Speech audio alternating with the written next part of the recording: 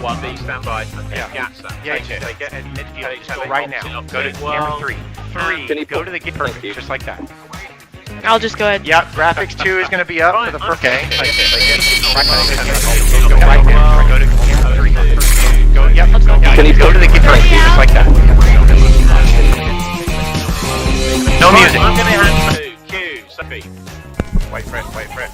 Wait for it. On radio in the Canal Zone. All right, guys, mic check. Yep. Go ready. Okay, Ricky, mic. Yep, I am ready. Wait for it. Wait for it. Willie, mic check. Yep, let's go. 1B, stand. 10, 9, 8, 7, 6, 5, 4, 3, 2, 1. and we're live. Okay, and go for it, guys.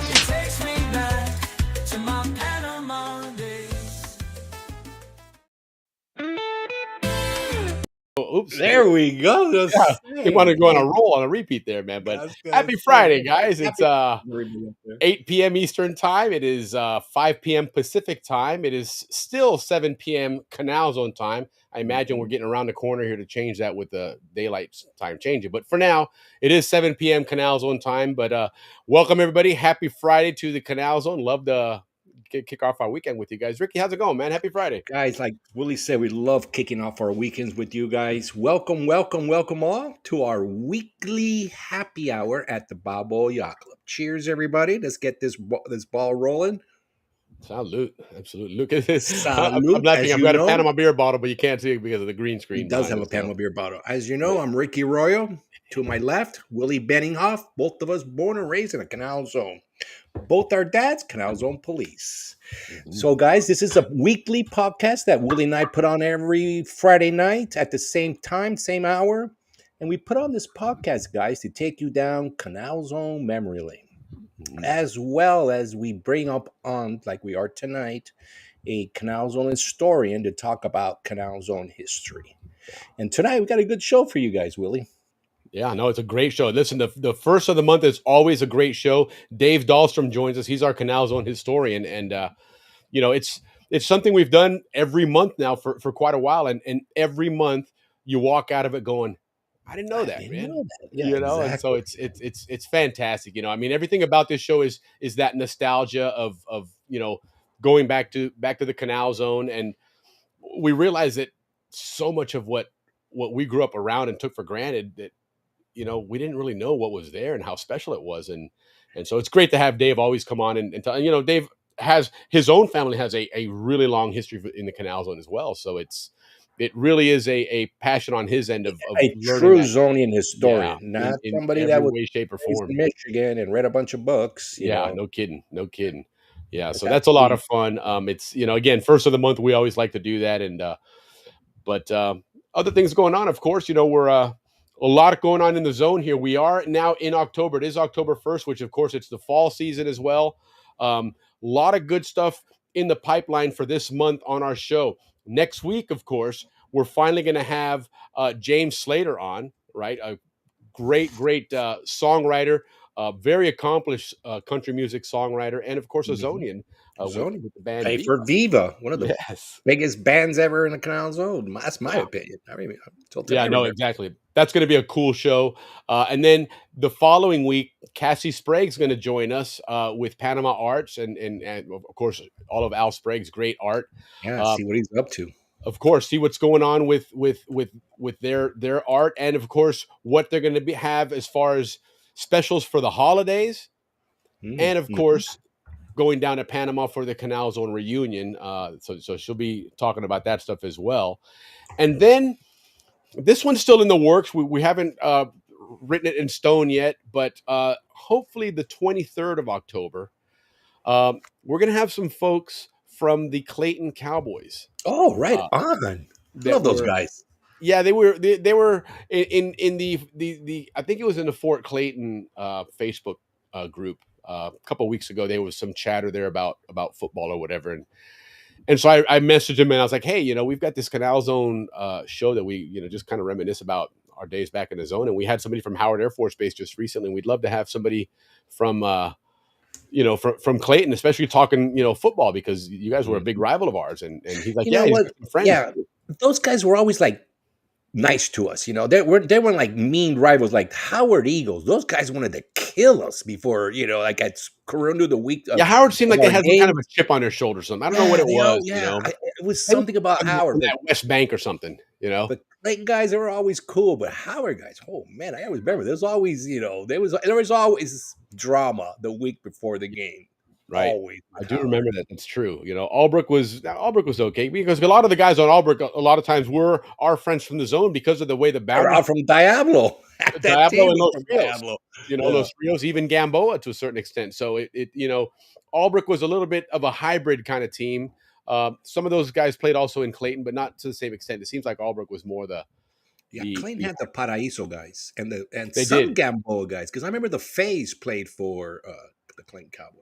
But it'll be Yeah, good to have them, man, and listen to their yeah, story, how their practices, and how yeah, they absolutely. recruited, etc. Sure, sure. Because you got to hand it to the military teams. Anytime you had a team that did well for more than a year or two, uh, they had some kind of continuity going there, because you know the military life was so transient. And Hmm. a lot of our friends growing up, especially, you realize it, especially when you got into junior high school and high school, where you were now sharing school with people from all over the different towns. Whereas in elementary school, you went to Los Rios, you went to Clayton, you went to Balboa Elementary, but in high school and stuff, you got to know people, and all of a sudden the next year of school starts, and sometimes maybe it took a couple of months. You realize, oh, so and so's not here. Yeah, they moved out in the summer. They went, now they're in Germany. Speaking of knowing a few people, Willie, So yes, there he is. Leaf Lee, thank you guys for coming. Yeah, what's up, Leaf? Leaf's back in Panama again. Hope your mom's doing better. Hey, Sheila, how are you?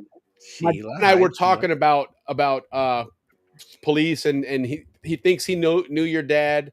Not sure, but did your dad end up leaving uh, Panama? I think maybe if he was sick and had to leave Panama. I'm not sure if that was him or not, but we were just curious about that. Um, but yeah, that was again, would love to reminisce about that life down there. Vern working tonight, but right on. There you go. Well, there's not a lot to show tonight anyway. Actually, there will be when Dave comes on, but at least for now, Mhm. you'll just get to listen to our award-winning banter here, and if it entertains you. If not, I'm sure there's an AM station somewhere Yeah, you yeah. can find. But Hi, Jim and hey, Diane. Jim, good to see you. Yes, absolutely. Jim's gonna hopefully join us next month. I'm gonna, fingers crossed, if we can make it happen, and tell us his. He's got a great Canal Zone story as well, and a lot of Mhm. history there. Again, another one that grew up in the zone as a kid, and so he's got quite a few decades of seeing how the Canal Zone evolved. From the age of our parents and stuff. So and he played a big role in that wing at the Gorgas Hospital with all the electric and everything there. So that should be a fun story. I'm looking forward to talking to him about that. But anyhow, um, on another front here, Canal Zone reunion. We're now in that Canal Zone reunion phase. It's only a few months away now, right? The end of the year will be here shortly, and really right after the holidays. At that point, you really are in T-minus countdown, because after the Christmas holidays, January goes by pretty quick, and at the end of January, the 21st, is when the Canal Zone reunion starts. So Mhm. start paying attention there. Don't forget, guys, they do have the website, which is canalzonereunion.com. Easy enough to remember. Also, their Facebook page, facebook.com/canalzonereunion. Very easy to remember. They were supposed to start ticket sales tomorrow. The system they're using, it's a really great system. It's going to be very handy once they get everything plugged in there. So they've got a little bit of a delay. So right now they're going to have it on October 15th, but definitely be ready. Check them out. Go onto their website and check it out. And I guess if you can register there or whatever the case is, don't forget also on their Facebook page, they have that form. Make sure you fill out that form so you can get notified when they have any changes, because they have a mailing list that they're creating out of that. So you want to stay in the loop by filling out that form. But otherwise, stay connected on the Facebook page. That's probably the easiest way. They do publish regularly on there.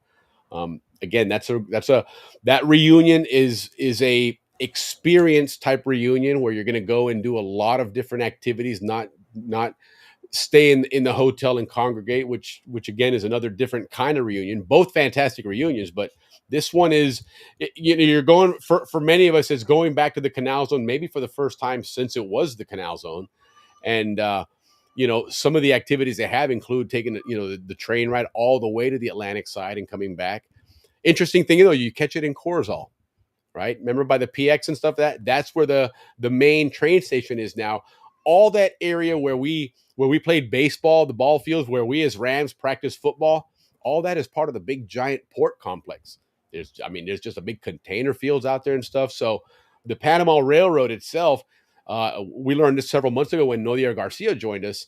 It actually ends now in Corzall. That's the end of the line there. And the one that was in Panama by Ancon by Frangipani, there's barely anything left of that one, and the same things, we did hear that the Balboa one's going to become a UNESCO site, a historical or heritage site. But then again, we saw last week where the construction of that fourth bridge is going to be, they're going to be right. I mean, it really is going to overshadow that thing. So it's going to be underneath those ginormous pillars. But at least they kept it, so thank God. Yeah.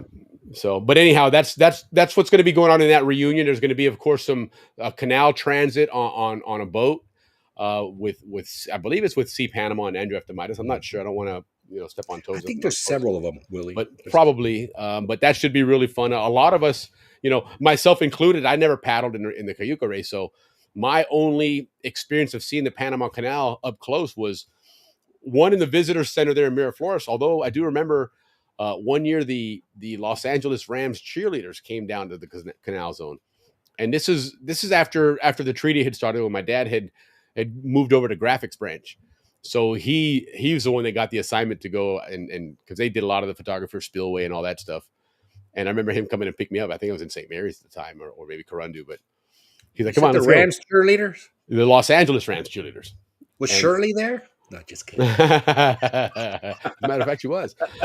But it was cool because I got to take a picture with them right in front of the Miraflores Locks building, right in front of the locks there. So it was a cool experience. But I've never gone through the locks. I've never been in the water going through the locks on the Panama Canal. And I imagine a lot of people haven't as well that go to this reunion. So another one of those experiences you want to take advantage of. You want to take it. I mean, everybody who paddled Cayuca had that experience of being in that lock. Right. Yeah. But if you haven't, this boat will take you through.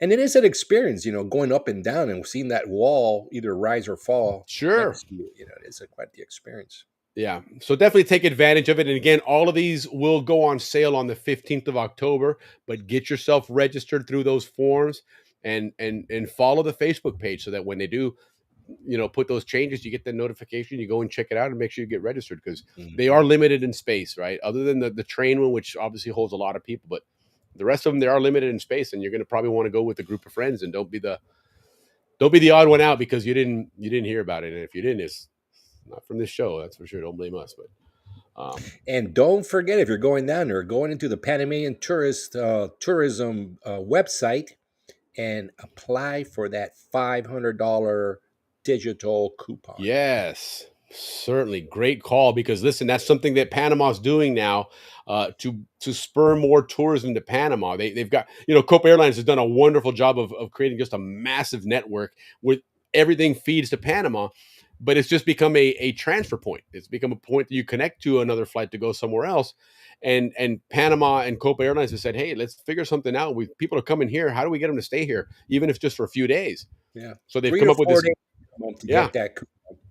Get a coupon book and some great savings there on stuff that already is cheap for our standards here in the States. But go down there and, you can get some great finds. I'm sure it's gonna be like tours, restaurants, museums, that kind of stuff's gonna be in there. Even shopping. I mean, I imagine a lot of that stuff's going to be involved there. But again, definitely make sure that you're tuned in. Yes, and thank you, Cassie. Class of 86, we have a party Friday night. Okay, it's at the Spinning Club. They have a restaurant there that's right on the water. That's so nice too. Going to be really, really cool to watch that. So don't forget that, guys. BHS Class of 86, be there. And then Ricky and I, fingers crossed, if Ricky's going to make the trip, we'll be doing a happy hour at the Balboa Elks Club on Friday night instead of the yacht club. So I may have to get somebody to take some pictures and create our own backdrop for that on here. But nonetheless, a lot going on there. Stay tuned, guys. The BHS Class of '86. Make sure if you haven't already, look for the page on Facebook and get registered. They do have a form that has also been created, so you stay involved and stay connected with those guys as well. And then, of course, make sure that you go to the canalzonereunion.com website and the facebook.com/canalzonereunion. Stay connected with those guys and find out everything going on with the Canal Zone reunion, that registration. I'm at the Razorback basketball. Of course she is. I don't know if you guys listen. If you're friends with Cassie on Facebook, if there's a Hall of Fame for fans of their collegiate sports, Arkansas football. Second place ain't even close. I mean, and I'm not kidding, guys. It'll be 13 degrees. And they're out there rooting at for a softball game. Yeah, it's incredible, man. I mean, true fans like none other. They are the Razorback fans. There's about Canal Zone DNA with that, because our little league football games were packed. I mean, they were, man. Stadiums on both. I mean, stands on both sides of the stadium packed. Yes. So no doubt. That's a DNA, Zonian DNA stuff. Yep, absolutely. But then again, guys, remember, you can contact her at Cassie@PanamaArt.com. Don't forget, and it's always a common misspelling, Panama Art. There's 2 A's there. Okay, don't do Panama RT. Okay, but reach out to there or just go to the website, PanamaArt.com. But make sure you stay connected. And again, don't forget the 17th of October, Cassie will be joining us here talking about all these awesome specials that they have for the holidays, guys. They're going to be taking stuff down to Panama. So, if you're going to the reunion in Panama and you want to get some of their items, you don't have to go down there and buy them and bring them up. Go ahead and order them ahead of time. Have them here in the States. It's going to be this, it's much easier that way. And then you take advantage of that space in your luggage to buy other things when you're down there. So, but don't forget to check those guys out and give these guys some love there. The Canal Zone reunion for sure. Mm-hmm. What else we got here? Let's see. Say hello to a few other people. Hi, Tanya. Hey, Tanya, how are you? Tanya, did you ever get your stuff from the Canal Zone Museum, the museum collection? Let me know if you did, and if you didn't, let me know either way. Of course, I'll make sure that you get that taken care of. She won. That's right. She won a contest. She did. And HB is talking about the HB 5-year anniversary official video. Okay. Wait, Willie, speaking of anniversary, tonight is our 99th show. Oh, nice. Salud, Papa. Oh, my God. I cannot believe we've hung out this long. But right on, Willie, too. 99 more. Heck yeah, man. It would have been our 100th, but we had that little mishap a couple weeks ago. So that's right. That's right. This would have been it. But are we sure that was for some reason I thought it was gonna, maybe my math was wrong, but I thought it was gonna be I wasn't 31st counting that, so we're October. actually 98. Beat there. Okay. That was a little pre-celebration. That was a little pre-game, preseason. That was a preseason finale. We were hacked, bottom line, because we changed the password. We didn't do anything else. Changed the password, boom, fixed. It's hard to explain it any other way, dude. I'm not kidding. It's very hard to explain it any other way. Let me see here. Okay. Well, anybody who hacked us, the new password is... Yeah. Hold on. Let me put this on. HB shared this with us here. No. Let me throw this on the screen real quick here. So show number 98, guys. That's pretty good. That is pretty damn good. Let me go to this. That's 90 divided by 4. You're looking at about 25 history shows at a minimum. 24, right, 25. Check this out, guys. Let's play this real quick. Thank you, HB. Let me get this over here. And 1, 2. Can you guys hear? Hopefully, let me know in the comments. Somebody throw it in if you can hear the audio. Oh yeah, great song.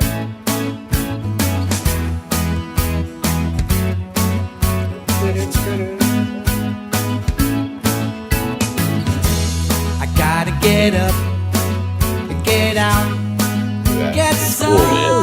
First hit, right? The very first hit. Over the bridge. I believe so. Go south. We're still lucky to have the water there is clear and singing out to me. I hear it, tell me, can you hear it calling? Come on down to Panama. I'm getting on the quickest flight. Come on down to Panama. I for sure the time is right. I gotta get up, get out, get going.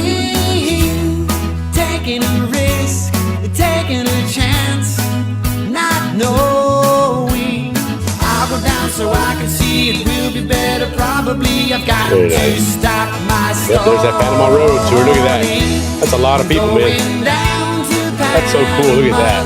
I've got my suitcase in my hand. I'm going down to Panama. It just might be my promised land. I can picture you and me running barefoot on the beach, just like in the travel brochure. We could be the pretty people playing guitar down on the sand. I smile at you, you take my hand. I can hear my heart a beating, getting stronger now it's beating. Very nice.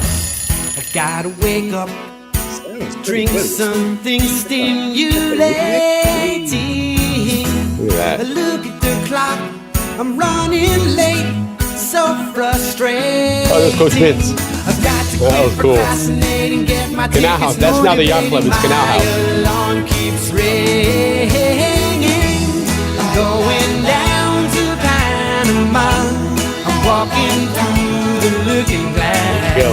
I'm going down Very nice. to Panama. What a great song, dude. That Zonians, so they just recently celebrated that anniversary back last month. So, very good. Thank you, HB, for sending that. Appreciate that. Yeah, that was really cool, man. That's don't forget that to check that out. And you see like that railroad, the train, and all that stuff. That's part of that whole Canal Zone experience that you get at this reunion. So make sure that you stay tuned, connect on that page there, because on October 15th, some of those will sell out quick. Okay, a lot of people have confirmed they're going down there. Our BHS class of '86 is going to be down there. I know Ricky, some of his class are going to be down there as well. So definitely get checked in with those guys and get ready to have some good Canal Zone memories and some Canal Zone fun. Yeah. Real quick here, guys. How many people play Texas Hold'em or play poker? I know I love to play poker. I used to play poker quite a bit, and we've been lately we've been toying the idea of doing a poker league, and a couple other people have reached out and mentioned that, and so I started looking it up, and there's actually a company that's really cool. They set up these private poker rooms online, and it's all done online, but it's a lot of fun. So we were even thinking about maybe doing something like that down the road. So if somebody's interested in playing, like a weekly game, we'd like to do something maybe with a league, which would be kind of cool. But if not, maybe just something kind of casual once or twice, a month or something. But definitely let us know. That would be a lot of fun. I know, Ricky, you play poker. And I mean, I play it only to hang out with you guys, but I don't know much about it. I just the obvious, Okay. We like people like that at the Like table. we have like a 2 and a 3, yeah, fold. Yeah, but you definitely want to fold that. What is the worst hand in poker? The worst starting hand in poker. Let's see if anybody in the chat knows it, because this one, if you play poker, you definitely should know this. But the worst hand in yes, poker. Can I take a guess? you can. Or But wait for it would be wait you. It'd be for- web. Let's see if somebody comes up with it here. Remember, we have a bit of a lag there, but yeah. What is the worst hand in poker? The coolest hand. No, just kidding. And the best hand, of course, would be aces. Hey, but- we're getting a lot of positive feedback. We got a real cool one. We got a hands and thumbs up. Right on. Maybe Aces and eights. Look at that. That's one. Aces is your best hand. Although I hate playing aces, because I was telling Ricky earlier, aces. Right there's something they refer to as called slow playing. Right, you got a pair of aces. You pretend you have nothing. Right, so you just keep checking and you don't raise. You don't do anything. Let people fill the pot up.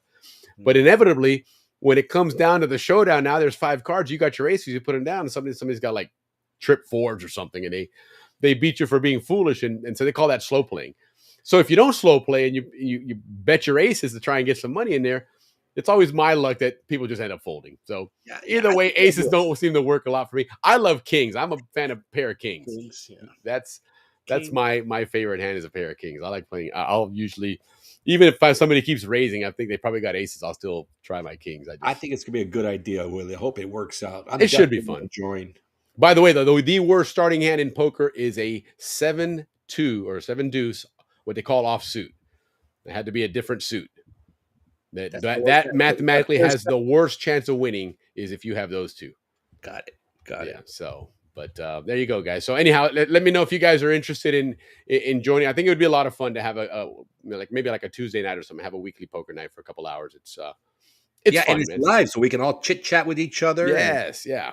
Yeah, we don't do it where y'all are on, like ideas we are to right now on camera. You get to it's like a home game, but we can do it online. So it yeah. makes it a lot of fun. And Willie, we can also I call it chit chat with the people who are playing about what we're going to talk about Friday night. We can always get ideas. Yes, From our absolutely. Yes. Yeah, it would be cool to have a gang of Zonians to chit chat with, on a regular basis. So, anyhow, something to keep in mind, guys. But nonetheless, let's go ahead and keep moving right along here because we do, of course, it is the beginning of the month. And as we all know, the beginning of the month is our, oops, hold on, let me fix this here. Dave's Beginning, time.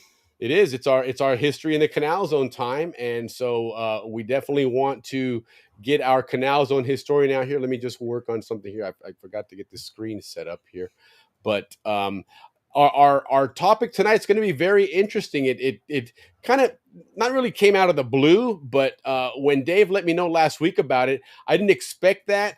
But I was really excited right away because I'm a fan of course of Canal Zone history, but I'm a fan of history in general, and so this one in particular has a lot of historical importance. Anyhow, so let me go ahead and get without any further ado, let's bring out our Canal Zone historian, Dave Dahlstrom. Dave, how's it going, man? Right. Good. How you doing, guys? We're here. It's the beginning of the month here. We're ready to be learned on something else Educated. about the zone that we had no idea about. Of So course. And I will deliver tonight. yes, you will. So tell us So, what this is that you're going to talk about because again, like I said, I love history in general, and this has not just Canal Zone history, but this is part of world history in yeah. general. Pull up the agenda. I like to take the long route, and I connect everything back to the Canal Zone.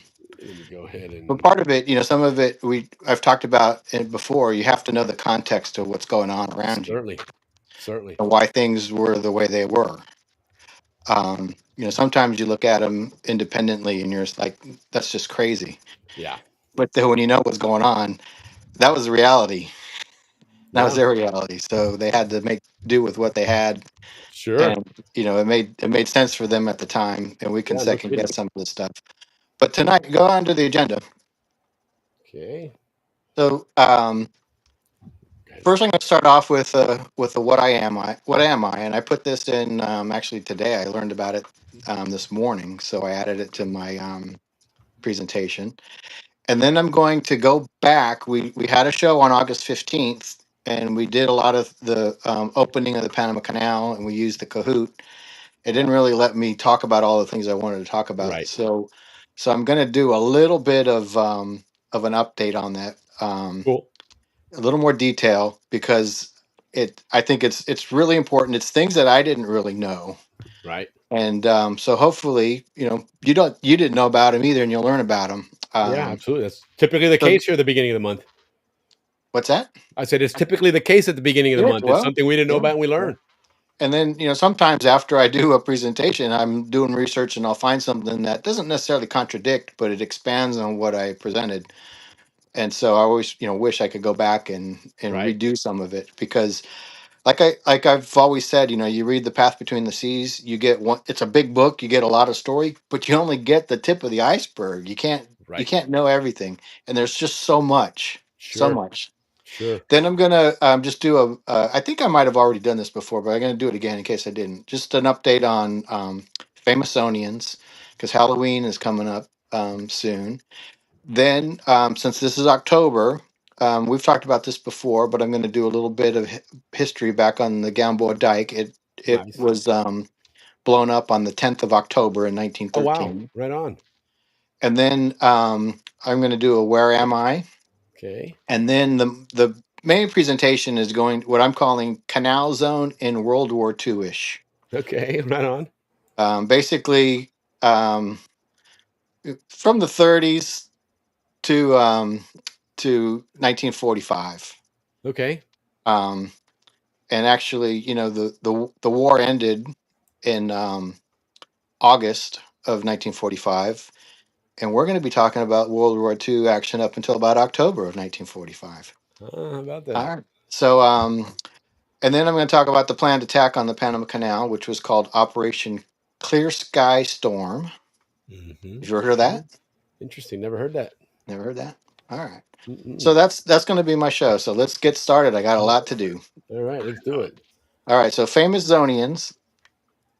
Okay. This is which Zonian had his sword gifted to King Charles in 2025. So basically 2 weeks ago. All right. So if you were paying attention 2 weeks ago in the news and current events, you'd know which Zonian had his sword gifted to King Charles. Sword. I mean, there's one that comes to mind for me, but I'll see what people in the audience want to say if somebody can come up with something, HB. But I just, And I'll give a hint. This Zonian lived in the Canal Zone for 2 years. lived there for 2 years. And gifted to King Charles. Wow, that's a big. He lived there in the 20s. Hmm. But his sword was just given to King Charles this year. So it wasn't who I thought initially then. Okay, so it wasn't Gorgas. Because he was knighted, so I assumed that there's a connection there. Well, this gentleman was knighted as well. Uh-huh. Yeah, let's see what all right, let's go on to the next one. Okay. All right. Eisenhower. Good. Yeah, Eisenhower. Good old Ike. And you can see in this image, he's holding a sword. This was a sword that was gifted to him by the French. He's in France in this photo. And then I found another photo of a Charles de sword Gaulle in front of him that he has. It's not exactly the same. The hilt looks a little bit different. Maybe it is. Maybe it is the same. But when President Trump went to England, he wanted to gift one of Eisenhower's swords to the king. Wow. He wanted to take a sword out of Eisenhower's presidential library and give it to King Charles. And the curator at the Eisenhower Museum said, "I'll give you a replica." Ah, there you go. Right on. So King Charles got a replica sword Made of in Eisenhower's, and the curator got fired. Of course. Of course. There you go. Well, Eisenhower was the supreme Allied commander in Europe. He so, was. I mean, he ran the entire show for England, U.S., and all Exactly. the other allies. So And Canadians, Polish. I would have thought Trump would have just said, Charles, why don't you become the 51st state? Right? It's like just right back at you. You come full circle. Might as well, right? Yeah. Return But the anyway, all right. No politics. Let's go. All right. All right. So It's not politics. am I? All right. What am I? All right. Let's see what we. All right. About here. So you just have to go to it. Okay. You have any idea what this is? Well, it's commemorating the opening of the Panama Canal. All right. Try the other one. See if the next slide. See if that one comes up a little bit better. Okay. Not really. Prosperity to all nations. Okay. Chief engineer and chairman Isthmian Canal Commission. So it's got one right here. Wow. Okay. You got one? Yeah. Look at that. It's not gold. It's copper, huh? Yeah. All right. So this is a coin that was minted for the opening of the Panama Canal. And there were 50,000 of them made. And I would imagine that they were also made available at the World's Fair in San Francisco. Sure. And this is, again, one of those things that unfortunately got buried in page 2 because World War I had broken out. And so all these great celebrations were like, ain't got time for that right now. So this coin is also known as a Cristobal. Oh, right on. And why? Because it's like second class or something, or something like that. But we'll get to that in the next couple of slides. But remember that. So this is a Cristobal. Okay. And it was to commemorate the opening of the Panama Canal. All right. Here we go. So definitely not the Roosevelt medal. It's not the Roosevelt medal. It's not made out of. First thing I thought of it first. That's but they are numbered. Definitely not the VIP coin. I've got number 20,686 or something like that. I can't read it. Wow, you're 1 digit away from the winner, man. Yeah, but there's 50,000 of them. So anyway, but it's a real special coin, and I want to tell you about it. And this is why I want to talk about August 15th. Again, the first transit, the update. Sure. So go to the next one. Okay. So we all know that the Panama Canal opened on August the 15th. Go to the next one. Well, Okay. and you know, the Ancon was the first ship to Yeah. transit, right? So that's the official transit. So that's what I grew up believing. August 15th, that was the first boat to go through, right? Sure. But I think, Will, as you've pointed out in other presentations, there were other boats that went through before the Ancon. And so let's go to the next one. I got Yeah, you some never other want to look bad images. in the ceremony when something doesn't work. So you got to test it. Yeah. Henry here tells us SS Cristobal was the All right. test So voyage. this one, you know, this is another image that I found, and what I always love when I find these like personal photos that people took. So like when Buddy Hallett puts things on the Panama Canal Right. Society website with all those personal photos. To me, those are the best canals and photos. Right. Um, and you know, so like this one wrote in the on the wall, Panama Canal opening 8/15/14. That's I cool. just think it's just a I don't know, a lot more Organic. real It's photo. real. Yeah. Yeah. 100%. Um, and people were excited about it, so they wrote that Yes. on there. You know, this is the opening. I was there, type I of mean, they thing. saw people die. They've gone through a lot. And remember, in the Right. 1900s, Yeah, Panama wasn't exactly, paradise with hotels and everything else, man. That was a rough absolutely. place. That place was a big celebration to finally finish this. So I'd never seen this photo before, and so I wanted to share it That's with cool. with everyone. I didn't want to wait a year to share it, so Right. I'm just doing an update now. So go to the next one, and then again, this is a personal photo of someone took of the Ancon. Yeah. You know, probably around Pedro McGill. It looks like, Sure. but you can see all the people on the boat. You know, there were like 800 people on this Yeah, boat certainly. that day, and the president of Panama was on it. And you can see from But that perspective that they obviously were on land somewhere just above the yeah, water line, but not too far high up. That I mean, they're certainly right on the edge there. right, exactly. That's cool. Um, but I just thought it was a neat photo because it's not the one you always see. You imagine being a kid, 10, 11 years old with your friends hanging Mhm. out watching this go by. At that age, you don't realize the history you're watching there, but maybe later on you're like, wow, I was there And sitting on this the bank watching this. and those 800 people that were on there, there were a bunch of dignitaries and stuff, Of or maybe it was course. 200 people that were on there. Heck yeah. But you know, you can see this boat's all decked out with the flags and all that stuff. Sure. So then go to the next one. And so this is another picture of the Ancon going through the cut. We always see, like in the Path Between the Seas, it coming forward. You never see Sure. it leaving. This is the one guy that stuck around after it went by and took the last Right. one. Took it, so you can see Ancon in the back, and you can see all the He's probably people in the drinking a back. beer. Oh my god, the boat No, just he went was by. going to the bathroom around back. He came back, it was gone. He's like, damn it. Well, take another Yeah. picture then at Yeah, least, man. so it's just one of those images that you don't always see, Yeah. and Yeah, so I that's just neat. wanted to share it. And And it's cool because you got the name of it on the stern there. You can because the other ones you even can't see it on the front at all. right, The Ancon, you can at least see Mhm. what Yeah, it is and it there. looks like a tunnel or some caves or something on beyond the boat. Oh yeah, that looks like an it's area just that I they think it's blasted just a out. void in the Yeah, wall. It was probably like a cave in or something like that. sure, sure. Wow. And I think it says Ancon, and I think it says Panama underneath it, not like United States or something. Probably. I mean, even back then, I guess. Well, were they back into the registry of ships back then? I I wonder. I don't know how they did it, so Interesting it's to one of the find things I out. got to find out now. It's on the So then the agenda. next one, you know, there are other firsts, and I don't know if we've ever talked about this one, but the SS Alliance was the first ocean-going vessel to make lockage in the Panama Canal, and it went to Wow, the Gatun locks on June 8th. So not August 15th, but June 8th. This boat just went into Gatun, probably turned around and came back. interesting. You know, there was still a dike in Gamboa. No, they had blown it up by that point. This was the first boat That's to probably it actually was break. just good timing. They probably had to test it. They had a ship that is probably not due to leave for a few days or something. You're like, Mhm. you want to make a few extra bucks? We need you to run your ship through the locks here one Yeah. time. You know? So I'd never heard, you know, really of any ships coming Yeah. before the I mean, the that's 2 months Ancon. before. Yeah. Well, I'm sure they tested Yeah, those yeah, they had locks to. many times. Sure. So this is another boat that you never hear about. And then the next one is called the Santa Clara. It's a Okay. nice name for a boat. And it went through the Pedro McGill lock, so on the Pacific side. So this was the first one to lock Mhm. through on the Pacific side. And that was on June 18th. So that was just like 10 days later. Interesting. So and you notice that they're labeling it as testing or what they'd call lockage Yep. versus transiting because they only went Right. up a certain distance and came back. Exactly. Right. Right on. And Wait, remember, you mean they U-turn right in the channel, or Some not I in the mean, channel probably. I probably they went past it in that lake, and came well, back. Miraflores Lake, they could probably do it in Yeah, Miraflores between Miraflores and Pedro oh, Miguel, you could turn Miraflores for around. sure. Yeah, you're right. You're right. Lake. You guys are right.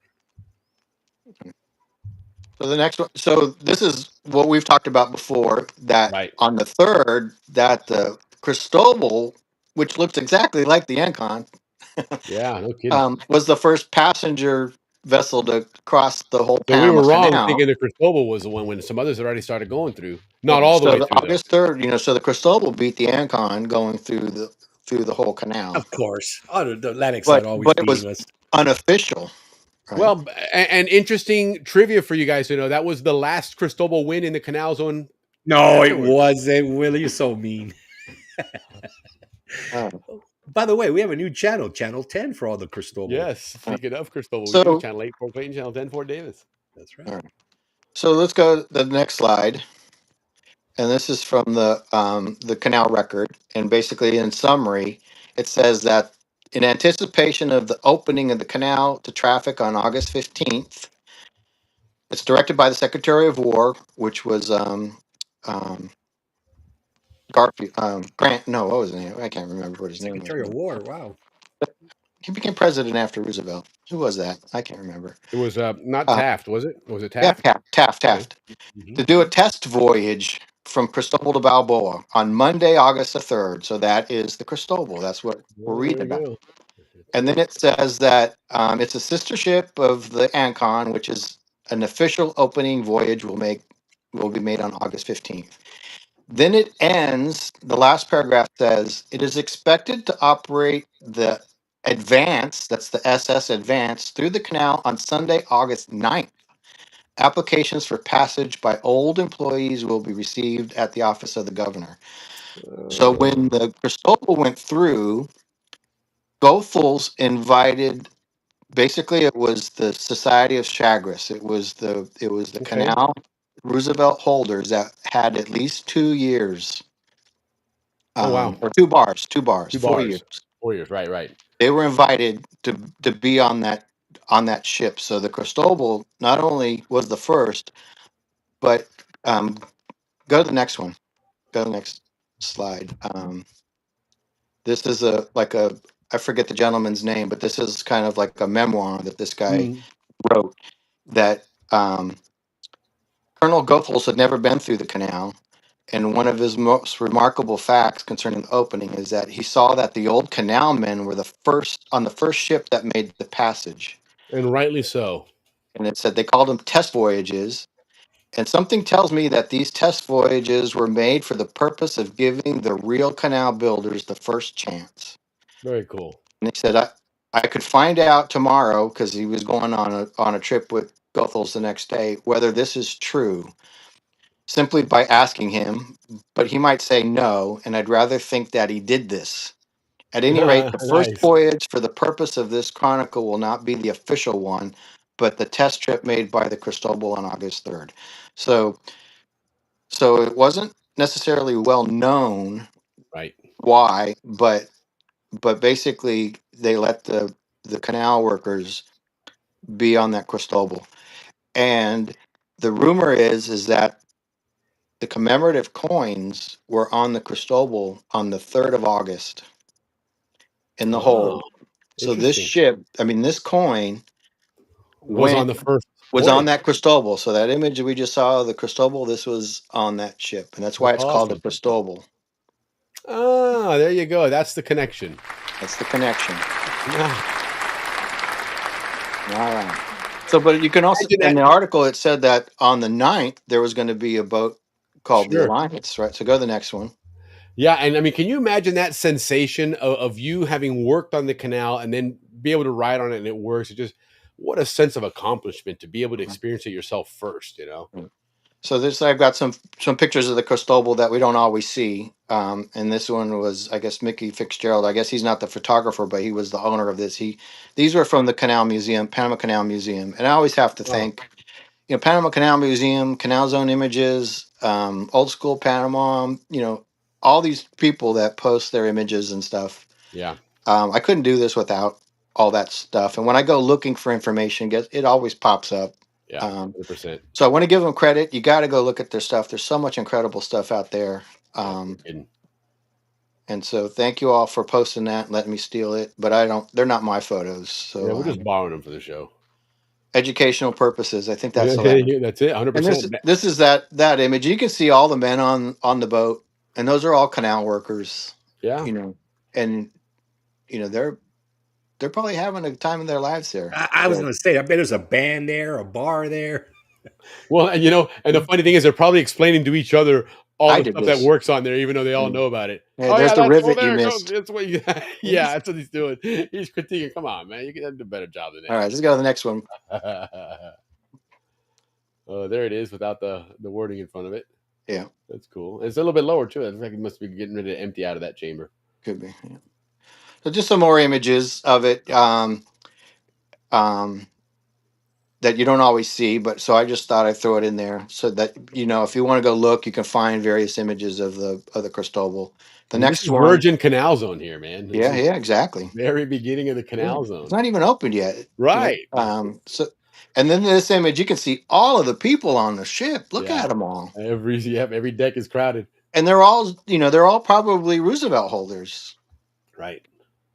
They don't realize how famous they're looked at nowadays. To them, they were proud of it, but I don't think they realize the stature they have. I've got about 8 Roosevelt holders in my family, right? And one of them had to be on these ships. Yeah, you would think. You would think. But I don't know. I mean, it's not like you had a lot of these. There's only a few of them, and so those folks have definitely been the ones doing it. That article said if you want to go, register with the governor's office. So they must have a list of who was on board. I mean, I would think so.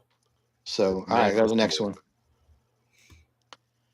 And this one has Goethals on the locks, looking at the ship, watching it. So Goethals was there, but he wasn't on the boat. Nope. Making sure everything's working. Right, exactly. And so then here's a picture of the Cristobal in the cut. David McAuliffe could have put this on the cover of Path Between the Seas, right? Yeah, right. He chose the Ancon. Why didn't he pick the first? But. And when was that book written?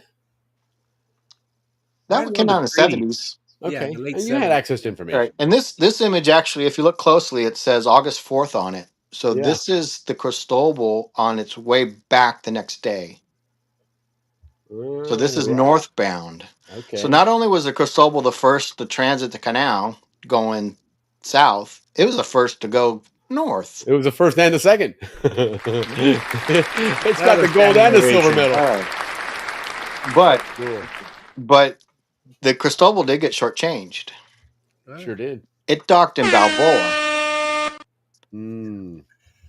Okay, I'm quit. Ancon went 5 miles out to the end of the canal. Yep, there you go. So the Ancon is listed as the first to make the full transit. So this is what you wanted, Ricky. Yeah, that's the one.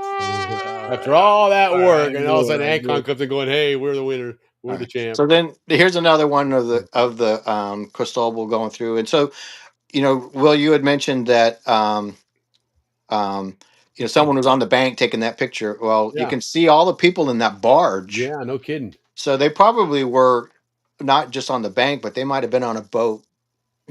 Really if you didn't make it onto that list, you get the second best thing was get on one of the barges. Yeah, and I know this is the Cristobal because the previous image or the next image, you can see a little porthole in the barge on the bottom right has a little round porthole window. Yeah, and when you go to the next image, you can see both portholes. Oh yeah. And it's a little bit closer, and it says Cristobal right on it. So, but it's hard to tell the Ancon from the Cristobal. Yeah, minus the name, can't tell. Yeah. And because it looks like it's going south, I'd have to say this is on the 3rd, not on the 4th. All right. So the next one I have that hill up there. Is that Paraiso Hill? Yeah. Interesting. Look at that. Okay, cool. Or Paraiso Hill. Yeah. And then this is the Advance. So this is the one that said on the 9th. If you want to go on the 9th. Okay. So this is all the workers coming on the 9th. Right. On the Advance. So this one beat the Ancon. Interesting. All right. We got a question here from Captain Andrew. Yeah. Was the first full transit a dead tow barge? Well, yeah, they had barges like the Alliance. I mean, the La Valley had done it earlier, but didn't do it all at one day. It did it over a period of time. So And yeah, there it, were other boats that went. There were also dredges that went through. I think we showed it at on previous shows. yeah. We've had pictures of the La Valley, and the bell of the La Valley is in the museum, Panama Canal Museum, downtown Panama. Oh, right That on. was yeah. So that's the first. That's the first boat that went through. Well, remember they had a couple of really big Yeah. landslides right before it was going to open, Right. so they had to start Exactly. moving some of those dredges Right. through from both sides. Yeah. So this is basically this is like on purpose transit. You're going to go from Cristobal to Balboa in one day, Right. in 8 hours or 10 hours or 11 hours, however long it took. Yep. No fanfare, just do it. But the La Valley, it might have done it over like a couple week period. Right. Yeah. And the dredges or the so yeah, but I don't think anyone Like a just did wedding it on rehearsal. purpose. Hey, Steve. I'll have Hey, to put Steve. I'll have to put a spreadsheet together on all those Yeah, things. that would be cool. But That'd be because cool. I've never really seen this Well, it's always the presented this assumption it's way. It's Ancon and always been the Cristobal. Ancon, Yeah. and And they sprinkle the Cristobal here and there as we think that we know the trivia answer there. It turns out that was wrong. So Tanya, I'm sorry, but your membership is no good because we were wrong on that one. It wasn't a Cristobal, so I'm sorry. If you got it, please return it. I'm kidding. But that yeah, it's interesting because there was quite a few ships that did it prior to the Ancon and the Cristobal. and then the next slide. Oh, you went too far. Too far. Okay. So we have an update. It's an Too update. far. Go back one more. There you go. This is August 11th. This is August the 11th, and this is Okay. the Panama. Oh, I never even heard of that ship going through. So we got Cristobal, Ancon, and Panama going through, right? On. And Alliance. Yeah, Alliance and Or Advance. Advance, right. Advance, yeah. So maybe there were others, but I would imagine, with several thousand Roosevelt medal holders and workers, you couldn't fit them all on one boat. So they Sure. probably did many boats to get as many people on as they Absolutely, could. and keep testing it. I mean, you're testing everything Right. there. I imagine that even on one of the first tests, there was probably, for the most part, they go, "Hey, everything worked out great," but I'm sure there was kinks here and there, and they probably second one fix it, third one, so you probably had to have a few. And that's probably why they didn't do one like consecutive days necessarily, Right. because hey, this Yeah, we got to close gate this and didn't work on close the way it was supposed to. it. Yeah, But they were testing it beforehand because Heck those yeah, tugs they and had stuff were going through, right. locking down and stuff like that. So You're not going to rely on all right. 12 years of work all in 2 days of testing. All right, let's get going. We're gonna run late if we don't go. So this is the update that I had, and because this is October, Right, and I don't come back on until November, right, and Halloween is on the 31st of October.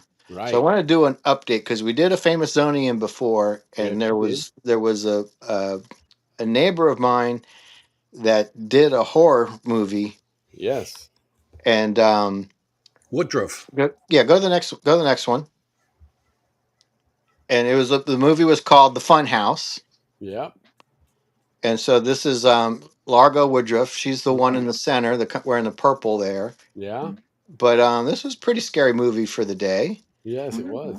And to go to the next one, and that's Largo there in the purple. That's not me on the right, but but what I was thinking that we're not going to be we're not going to have a show on the 31st, but I almost need to have a screening for this for Halloween. Like Yeah, no go kidding. online, and people could make comments about how good or bad it is, right? We might have those. I wonder where it's available to watch. It's on YouTube. You can go on YouTube and watch it. You can Well, download then it. you know and watch what? it. We might have to play it on SCN Canal on channel 8 Fort Clayton, channel 10 Yeah. Fort Davis, and then have some people throw Yeah. some comments in, and we'll go Yeah. ahead and rate this. So- And we'll give it our own Siskel and Ebert. So I just wanted to kind of remind people that we had a Yeah, heck Zonian yeah. that made a scary movie. It's Halloween. Maybe you want to do something fun. Maybe your Yeah, kids will like Zonian it. movies. And then, We, then what the we other need to part do of is it we need too to is reach that out to we need to reach out to the mayor of Panama and get her on a star on their new Walk of Fame down there. all right, yeah. So the next one was when I was at the reunion. Largo was there. Yes.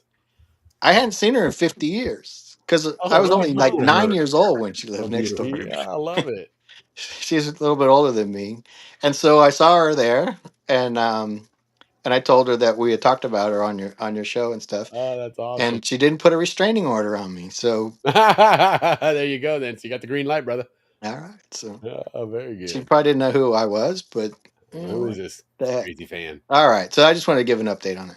Oh, heck yeah. All right, so then coming up October 10th is the day that the Gamboa Dike was exploded. You know the Yeah.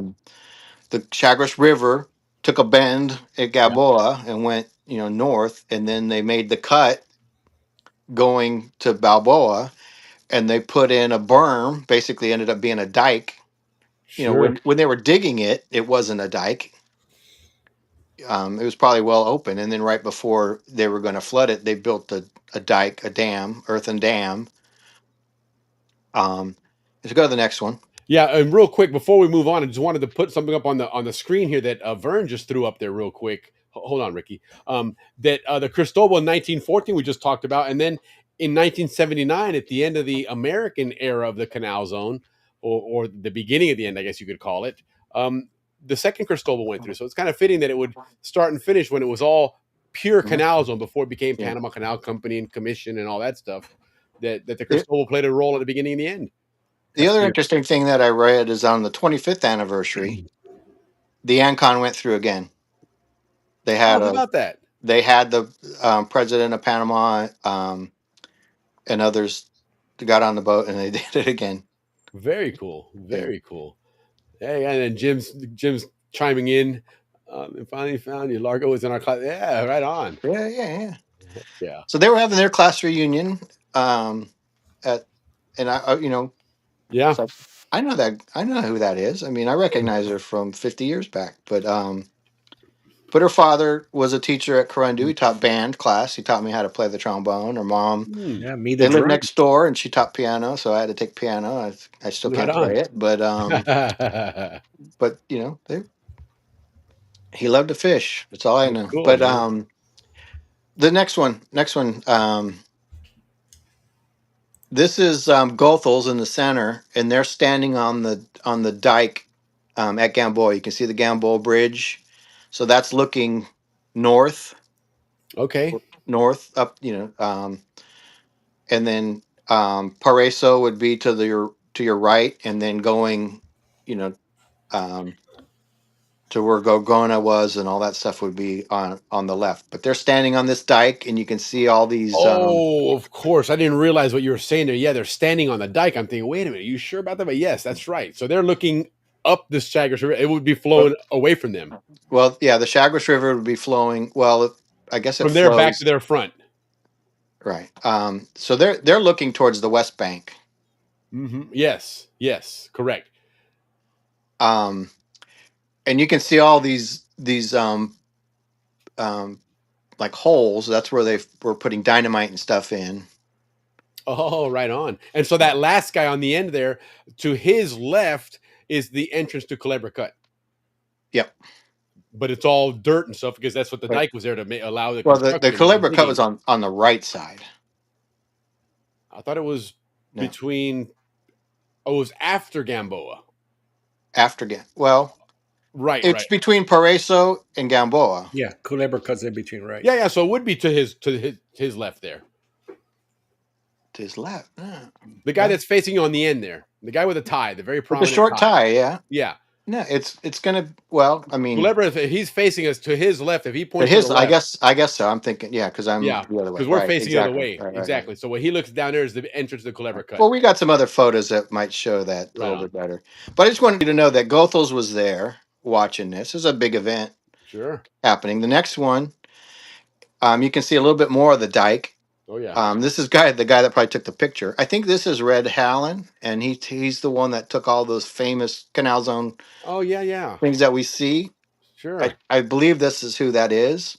Okay. But you can see it out for some other pictures. Yeah, but you can see the dike.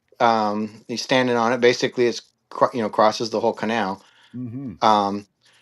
And again, when they were digging, like when Teddy Roosevelt dug, he was just down from, on the right side of this image. Yeah. That was Bassa Bispo, and it was all dry, Sure.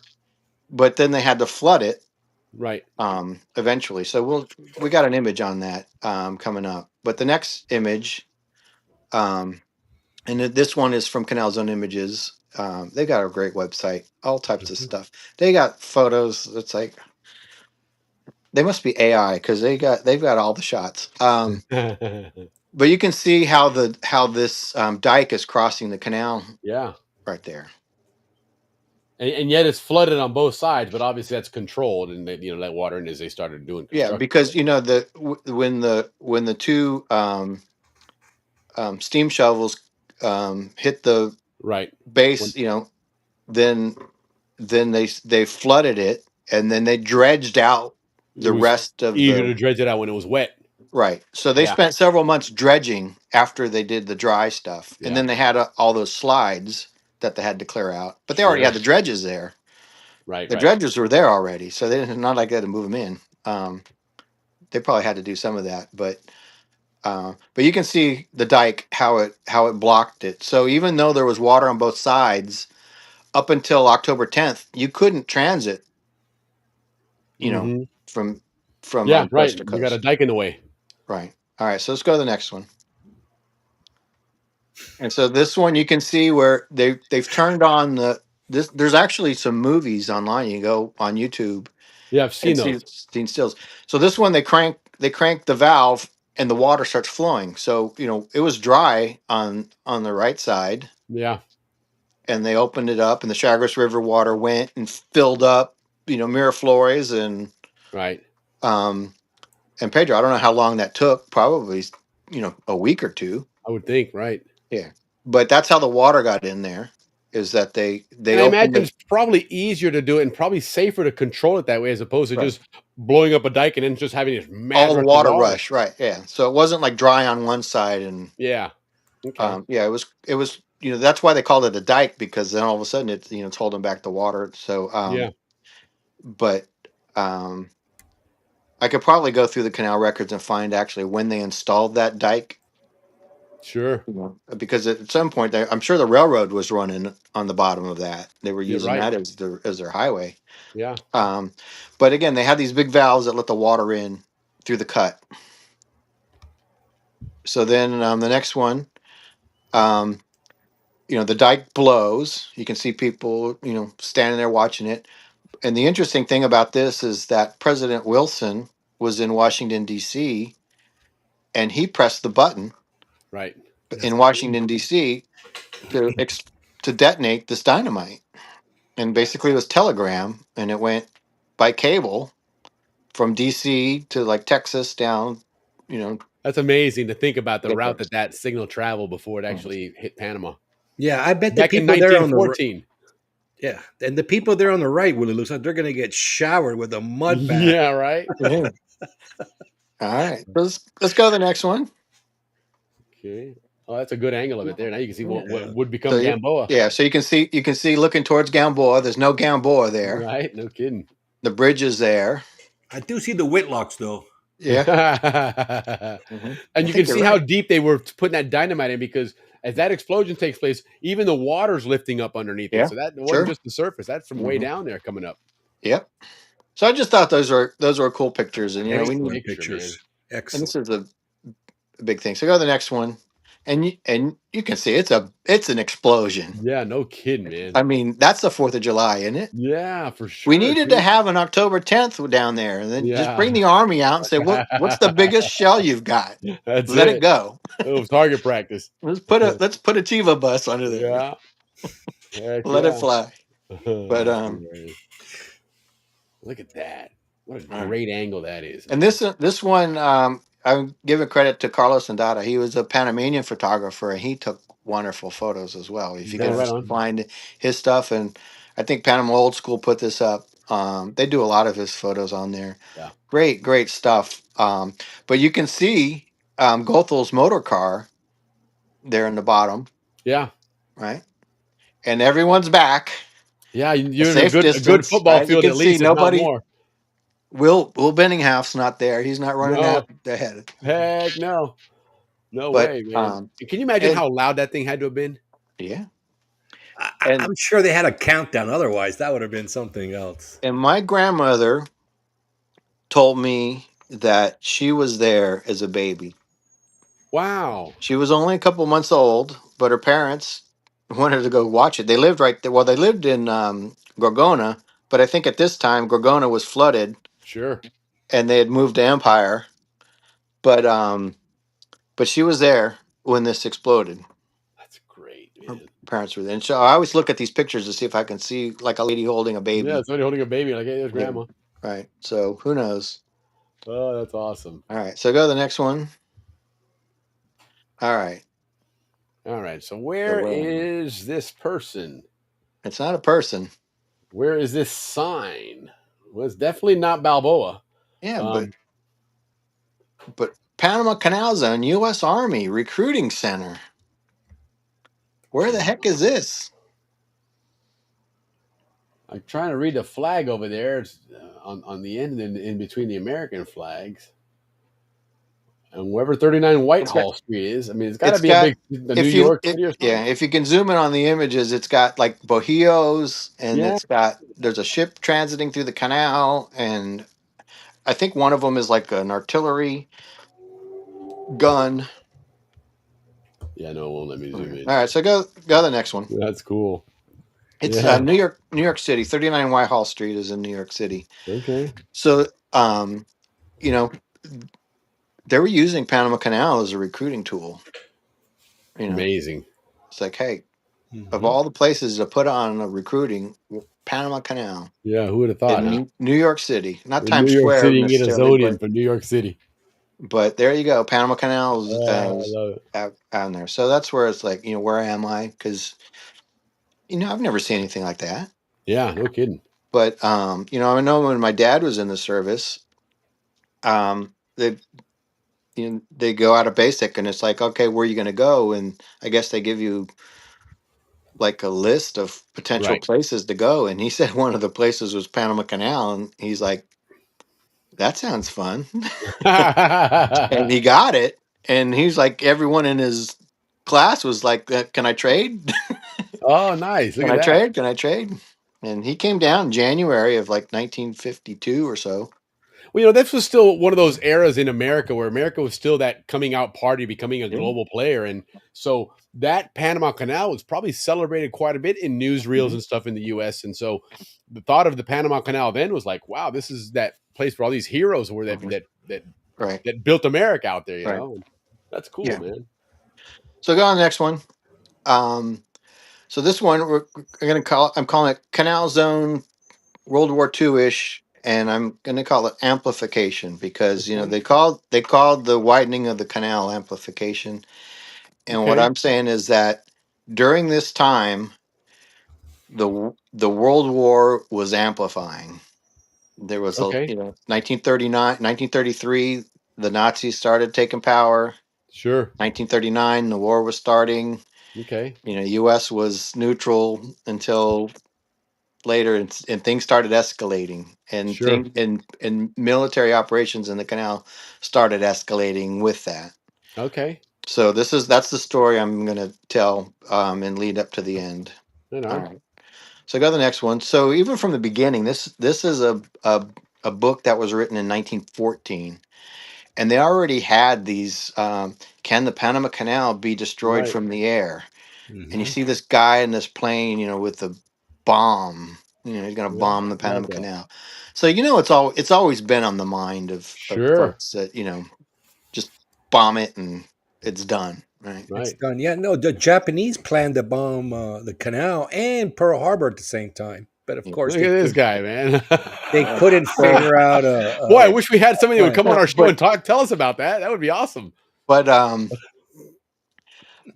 that's why there's the fortifications and the Yeah. Causeway Islands and then Cristobal and Fort Sherman and all that stuff because it was a real concern that someone was going to take it out. And it shows that even from day one, the Mhm. canal had prominence in the world, and it was Yeah, something that sure, people sure. thought about when they're looking at And their global conquest plans. Right. And well, what about the Panama Yeah. Canal? Right.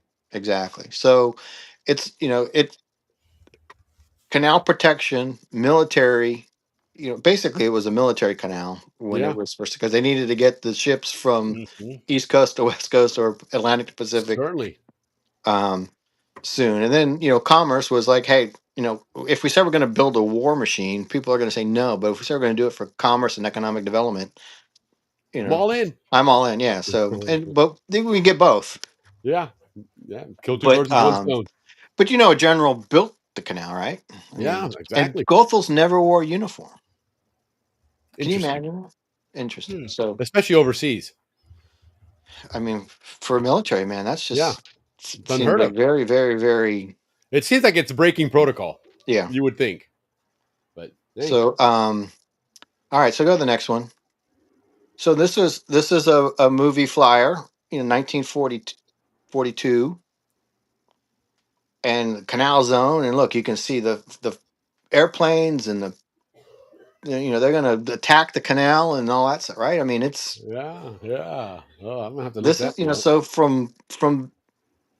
from the beginning of time, the Panama Canal and being attacked was a thing, I love it. And they're not saying the Panama Canal; they're saying Canal Zone. right? I love that. Yeah, yeah, yeah.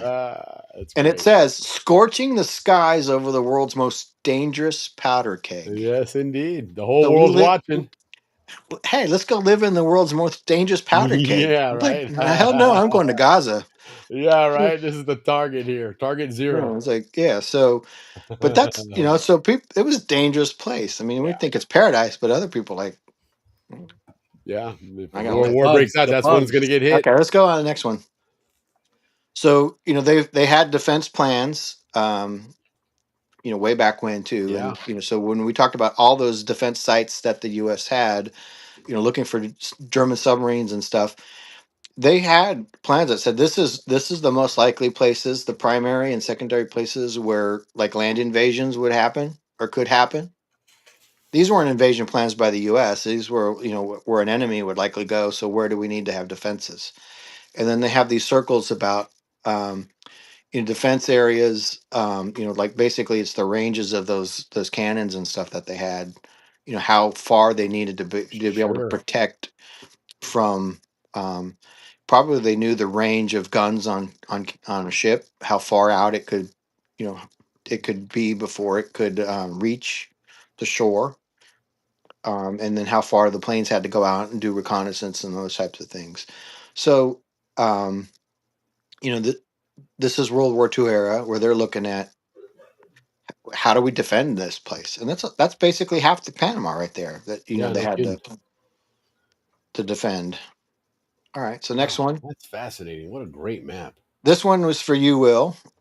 The pith helmets. Yes, the pit helmets. There they They are. had the pith helmets, It's and part of these guys Panama. are.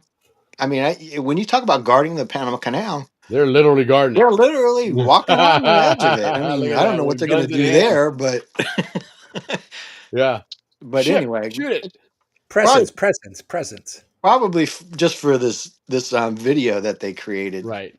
Yes. Yeah, a little for propaganda footage. Although propaganda. maybe So, for saboteurs, right, somebody right, that walking on there is going to exactly. be Oh my charged with gosh, it. there's people all over the place. Yeah. But then the next one, we've talked about this before, is that the notice says no taking of photographs Look at on that. this reservation prohibited. So there was a time where you couldn't take photographs. Sure. Um, And this guy's like, and dude, I'll let you take the picture, but I got to cover my face, man, because I'm going to get in yeah, trouble. yeah. But then, and we'll talk about it a little bit later, but I'll just go ahead and say it now. But there were like Japanese tourists Right. that took photographs. Of course. And of course, they were just tourists, right? And so they got in trouble. Sure. That Yeah, makes we sense. talked about that when we talked about the entrance Yeah. camps. And even if, like in Pearl Harbor, there were Japanese that Of took course. photographs and all that other stuff. But that was part of it, is that they didn't want Give any intel. any intel, right? Exactly. Yeah. So it was illegal, for not just for but for Zonians, anyone to take it. Yeah. So this No next one I kidding. thought was pretty cool. I've never seen this before, but this one is like looks like it's Fort San Lorenzo, and you've got all these Spanish cannonballs, and then the sign says, That's "Don't throw the cannonballs hilarious. over the cliff. You may kill somebody." That probably means Further, somebody has been killed by doing that. Yeah, further, every cannonball thrown over the cliff has to be carried back by a member of, and it's censored. Yeah, that is hilarious, man. But I guess what I'm trying to show here is that every inch of the canal zone was patrolled. Yeah, no You know, kidding, even man. like San Lorenzo, there were people there, and so that's what I want to show is that these aren't bases necessarily, but this was And, you know, how and it much. shows how much that region has always been one that was going to be subject to attack. It's so Mhm. important that even Right. in the 1500s, you had to have, Well, strong that defenses. fort was built in the 1500s. Yeah, exactly. So Panama has been such an important crossroads that it to this day we don't stop talking Right. about it, and, All and right. somebody wants a piece of that always. hmm All right. So to go, the next one is um, this is the P-Tipo base Oh, look at in that. Toboga. We've talked about that Mhm. before, and John F. Kennedy was stationed yep, there. I think he's the guy on the left on that pier. Wow. Okay, I don't know, but I mean, he could be. looks like him. Yeah. All Let's right. go with it. That's him. That's him. But El Moro was the place, that island right there. That's where their base was. But they did the Cool. training out there, and so Amazing how even big those PT Toboga books are too, had man. bases. They had bases there. Yeah. Yeah, they had Just to an remind intern you camp that. there as So well. go to the next one, and then this is I think in Pier 18 area. But Okay. the ships would dock, and this one has the float planes on it. So you can see Mhm. all the sailors all lined up, getting ready to go on shore leave. Yeah. You don't really see that so much, but the next one, you can see the people are disembarking on the boats. Yeah. Look at You can that. Look at the admin in the back. the admin in the back. You can almost see that field where the ball fields are now. I Mhm. think the And you see ficus a freshly cut Ancon Hill too. and yep, and the ficus trees look like they're low still, and I guess it's the roundhouse. I don't know, but you can see all the sailors, and they used to call it like the Great White Wave when they'd come, and Nice. so they'd go into Panama City and Oh, all what a those great bars right picture that at is, the man. at the limits they would call Yeah. it. Sure. So that was a time that you had all these sailors coming in, and we never saw that when I was there. You never saw military like gangs of them coming in off the ships and Now, you stuff. know what? I wonder, looking below the admin to the right of it, that building there, the one that's got the black and white on it, is that like the old junior or middle school or whatever? Because it looks too close to be like the where the Balboa Elementary School was. There was a magistrate's building right there at the Oh, base. that's what that was. Yes, yes. Okay, that's cool. That's really cool. hmm Wow, what a great picture.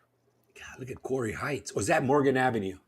That's Coy Yeah, Heights. That is yeah, that's Quarry cool. Heights. That's the thing. You got a Yeah. freshly cut hill back there. That And the yeah, the line of trees aren't grown up where you can't see all those houses. yeah, Yeah. because you normally couldn't see that. That's like that No, Colonel's Row or whatever that Right, was up there. exactly. Right. that's cool. What a great Yeah. picture, So that's why I man. put images like this in there because it has these little special things that you can't see. Absolutely But beautiful. not only do they have, the regular bases, go to the next one. These guys were out in the bush. And so this one they have pack mules carrying a howitzer, Look at that. and it's in pieces, and they're carrying it up to hilltops and stuff like that. And so these guys were not only in bases, they were out in the canal zone, What hiding. was that hill that Bud Tristano was telling us about behind Howard? Goat Hill, wasn't it? Goat Hill. Yep. And I was up there. It went up then, and they could see Yeah. all of the Pacific and the canal Well, entrance and everything for this. That's probably one of those that there because you got a great vantage point to see right. any kind of invading force. Exactly. All right. So go to the next one. So they're up there and they got their Yeah. machine guns and stuff, and they're hiding out, and they're Mhm. probably bored out of their mind because nothing's happening, but Yeah. and Where the hell's hot this and invasion coming? sawgrass and all that stuff. But Yeah. these guys, that's what they did. They went out and protected the canal from intruders, and we'll probably never know how many they actually caught, but Right. there may have been some. And then And then, like that these, continued on, outside of the war and yeah, everything. That sure, was the military that was around us when we grew up. This Mhm. is what they were Yeah. doing. Right. But I mean, I think during the war, it was Oh yeah, a certainly lot of much them. A more lot of them. and much more urgency. There's probably a lot more Yeah. realism because at any Right. moment they may show up actually. So this next image is like some of the little makeshift camps that they'd make out Yeah, in the where they jungle. mash. And I can't find it, but I had at one time I had an image that showed like they were out in like Gatun Lake, and they had a boat come bring in their supplies and their case of beer. Oh, right on. They There got you a go. case of beer and stuff like Makes that. But sense. they're The hardship, basically out there in the canal with nothing until right? someone comes with their supply, once a Heck week or yeah. whatever like that. But you never really hear about these types of things. But back No. then they had these things were all over. And that's why I keep on saying these guys, if they had cameras and all the stuff that they went and saw and did, I want to see those photos. My Yeah. gosh. So we need those military. It's like a different canal zone, It really is. and let's find out about their canal zone. It's like the This next one military I thought was dimension. pretty interesting because these guys are from New York New and they're York all on camera. You City. can't even see them, Hope. but they're voting for their New York election. They're out in the middle of the jungle doing their ballots. Halt. What do you want? I got to vote, man. hmm We're voting for Guardia.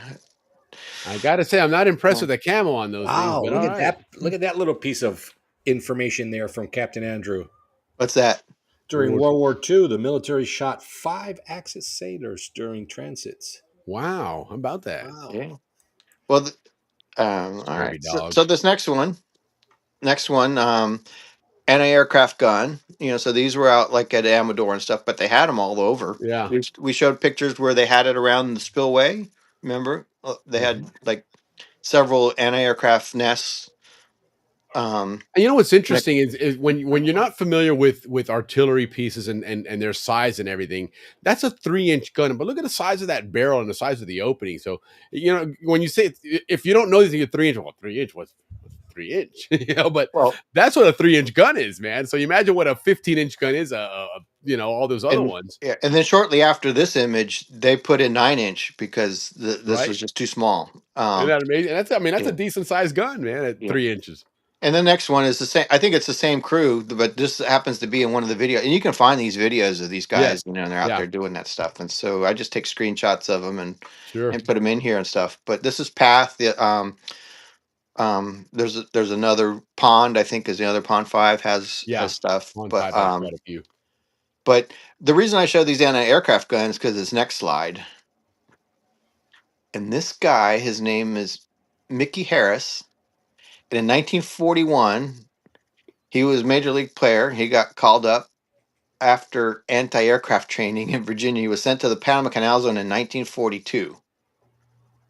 So then he played baseball and for the Balboa Brewers. He was a pitcher in the highly competitive Canal Zone League. So we need to get a hold of the Ciceros and find out if they played together. Because remember, the grandpa came down, and played a lot of ball down here. After he had his injury, he couldn't play in the States. And so he had military duty. So he went. He was actually called to go play for the all-service team against the American League All-Stars at the Cleveland Municipal Stadium in 1942. So Nice. he was such a good player. They're like, "Hey, you're playing for the Army. Come on up." And then he went back to the Canal Zone and he got married on August 1944 at St. Mary's Church in Balboa. So Very cool. can you imagine that? So Very cool. And then he left in 1945. But he played for the Boston Red Sox. Oh, right on. And I was thinking about him last night when they lost. But anyway. Go Yankees. Woo. But he played for the Balboa Brewers. They had a major league pitcher playing for him. I mean, come on. Come on. And they call it the highly competitive Canal Zone League. That would be interesting to follow up on that and get some history on that. Guys, they interviewed Bruce Bochy after he won the World Series with Texas, and they asked him, "Where did you learn how to play ball?" And he said, "In the very competitive league of the Canal Zone." He played in Howard. Yes. He played for Howard. Yeah. So go to the next one. I bet the Ciceros have some stuff with this. So this is the Balboa Brewers in 1915. Yeah, So that's this my is neighborhood. 30 years before. And there's El Prado. Look how small the palm trees are. Yeah, Tanya and I lived on that street. I'd never heard of the Balboa Brewers. No, never Yeah. have. Never have. Those guys, they were around for over 30 years. Never Right on, heard of man. them. That's That's our interesting. I boys. wonder if we known if maybe more Zonians would have been fans of the Milwaukee Brewers, having that connection, that name. Well, there was a Zoni that played for the Milwaukee Brewers. That would be Yeah. Kokenauer. Yeah, Jaime Kokenauer. And Ben Ogilvy. Oh, Yes, Pan that's William, right. That's right. All right. So let's go to the next one. Whoa, that was the Searchlights. Searchlights. Yeah. And I think this is Amador. I was going to say it looks like Amador. That they're on the baseball field there. And you can see the barracks in the background. That's what's kind of lit up. Because I've seen a photograph, and I couldn't find it anymore, that these searchlights, they're like 6 feet in diameter. Yes. And they're on the back of trucks. So they were mobile. Yeah. But, so they had these things. And I was talking to my mom last week, and she says that she remembers searchlights. Wow. So, she would have been a little girl back then. But, I mean, Sure. that's probably something you don't forget. No, Especially heck no. since they had to black out their windows. Right. At night and stuff. If you saw a light, it probably was something. So, all right. So let's go to the next one. And this is just a searchlight. You can kind of see how big they are. And Yeah, those things are massive, man. just kind of one of the things that was, common in the Canal Zone, but we never saw. Mm-mm. All right. So next one, again, another Canal Zone images. These are the like smudge pots, smoke screens. Yeah. You see the guy setting it off. A whole bunch of those, correct. All right. So go on to the next one, and you can see that like the Pedro McGill locks. They just started it off. Yep. And then to go to the next one. And Holy shit. So basically they're hiding the locks from aerial attacks. Well, you remember back then you don't have a lot of radar on an aircraft. Only America had radars, and they weren't precise to that point. They were just putting in radar. Remember for Pearl Harbor they saw something but they didn't know what it was. Okay, no accuracy to it. Certainly nothing that would allow you to see through this and hit something. So it was in its infancy.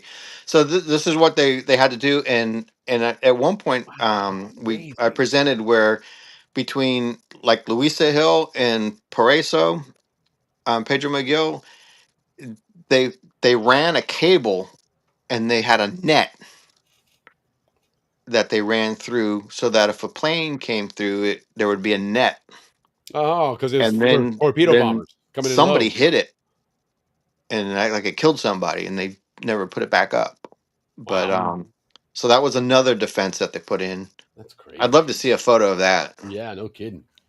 So in the next one, this is a dirigible. Basically these things were kind of, I guess they were like obstacles. Balloons. Yeah, you can't fly through one of these things, take a plane out. So these were all over. You see these a lot on pictures of D-Day in Normandy. Yeah, right, barrage balloons. They have them all strung along there. Right. And what they would do, basically, they just stayed up there and they had cables hanging down. Right. And so in any aircraft flying through, you don't see the cable. You see the balloon, but you don't see the cable. And all of a sudden, your wings. Right, because there's like a curve in it. So if you can see that the barge here, there's a lot of cables. Yeah.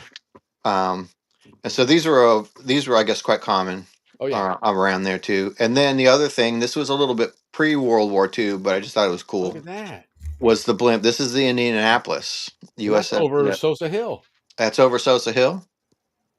Yeah. Wow. This is more of the 20s, 30s. Like more like 31 or so. From 32. that angle, Ricky, that almost looks like it's taken right near your house. That's Sosa. Look, we have a Diana Hernandez from Mexico watching our show. Hello, Diana. Oh, very good. So you can see that's a house on the Prado and the trees, and it's you can close enough that it's in the middle of El Prado. It's not at the end. Yeah, that's probably right from my house. That's what I'm saying. That angle, it's close. It's halfway up El Prado. It's not at the beginning of it. That's Tinker's house in front, and Robert Woods, and across from that was Leif Solis' house. All right, so let's go to the next one.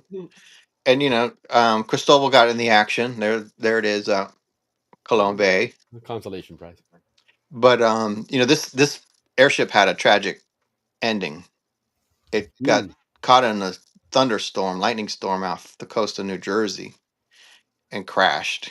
And basically, think Hindenburg over the water. All right. Okay. And it was just several months before the Hindenburg, but no one's there to see it. Right, right. Doesn't get the same notoriety. So it had a tragic history. I'll never forget watching as a kid a video somewhere of Mhm. it was one of those big blimps like that, but I was out west somewhere in California, maybe in like Edwards or one of those things out there. And they dropped that rope to tie it down, and you'd have literally 30, 40, 50 people all standing down, everybody grab a piece of the rope. And next a massive gust of wind started pulling that up. And of course, people letting go, except for like the last 3 or 4 didn't let go until it was too I late. think And I've seen that picture. yes, and I mean it went way up, and finally, of course, they couldn't hold on anymore. But that was awful. Oh, what a trip! All That's right. what mine So would next one. This one's for Captain Andrew. I'm glad he's on be. Ooh. Amador, and you can see the very bottom of the picture on the left side. That white roof would be where the officers' club is, Yep. Yep. and then the grassy area would be where the parking lot was. And then you see these 4 concrete wedges. Those were batteries. Those were like anti-aircraft Oh yeah, batteries. yeah, yeah. You can see And two those and the two. They're paired second up. one there on the left is Captain Andrew's house is built on that. His childhood house. Right. Okay. And mine was the first one on the left. I live there, and And I remember the if you follow the road along the water to the right there, those set of houses on the curves there, that first one there, that was the general's house. That's where the general lived. That's where I Yeah. remember in my time there, Mike Warner right, lived there. His yeah, dad was General that Warner was there. like General's Row. Newer But was during my Yeah. time. Yeah, but a lot of but parties the there. but the area with the batteries there, that got rebuilt. So Right. like the housing got built over it. The road network is a little bit different. But You can just see my old neighborhood right on yeah, Bamboo Street, so right right. before what would have been the gate. Hmm. That's that double row of houses there. Right. Yep. Wow. Yep. Wow. This is a great picture, man. And of course the Balboa Yacht Club's there. Balboa Yacht Club. Yep. I love it. Oh, you can see it sticking out, right? Yeah. Mhm, Yeah, right. no kidding, Exactly. man. Pacific Sailfish Club, I think back then. But this is such a great perspective that shows you what Amador and Balboa and all that was, because you see at the end of the bay there, not further past that is the that's the Gavilan area. Right. Just past that is you can see the beginnings of Sosa Hill, and there's Right. Balboa, and you can even see Barnaby and El Prado over there at the end. Hmm. What a great picture, man! Wow. All right, Wow. go to the next one. And this one just showed up on Facebook not too long ago, so Oh, look I at put that. it back in. But this is Gatun, but I'm sure all of them were painted in camouflage. You can see the Yeah, no camouflage. kidding. Agreed. People were Yeah. wondering why it was half painted. It's like Right? is during the war, so they Yeah, painted no those. kidding, man. And I've never really seen that building painted, but No. I had seen the lamppost painted. So we go to the next one.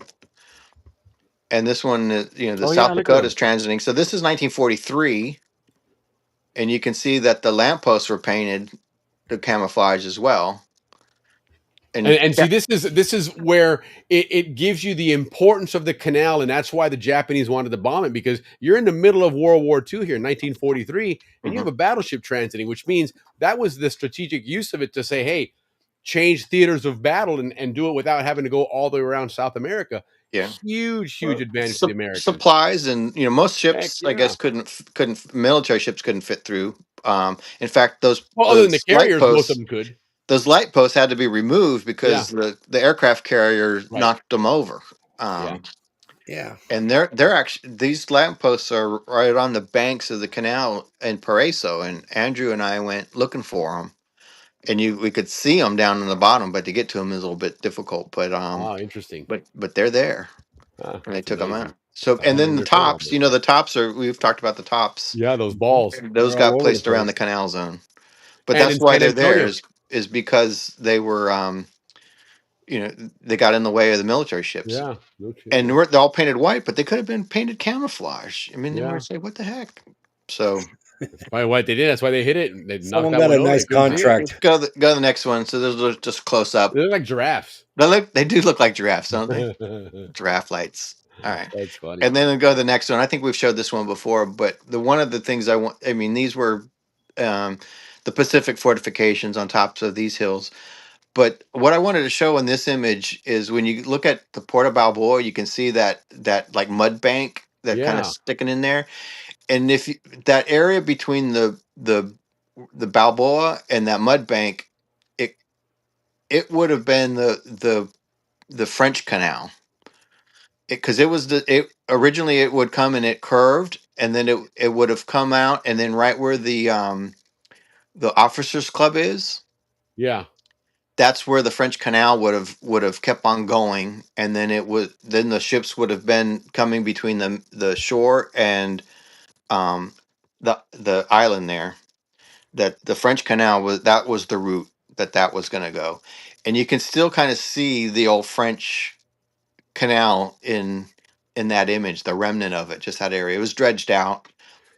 And Um, I wonder, Dave, if even the causeway, which at that point still looks like a rail line more so than an actual right, road causeway, right. but you notice how much there's land sticking up on the sides of it, which our experience of causeway was it was always right from the edge. It was deep water, so I guess they dredged on both sides of that eventually.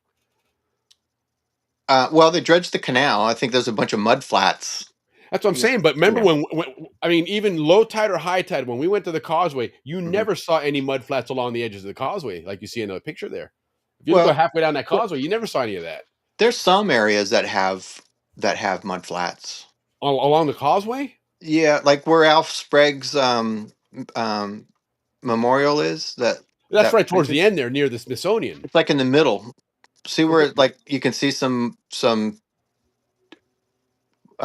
flats like right close to the Yeah, I where it's see those bending. there, but I don't remember seeing that stuff when we were down there. That's what I'm saying. When we were down there, low or high tide, I never saw mud flats out in the middle of the causeway ever. It was water. Yeah. I mean, right Well, from the edge, it this was all picture was rock. 100 years ago. I mean, That's what I'm asking. I'm assuming that Yeah. they dredged on both sides of that. Is my point.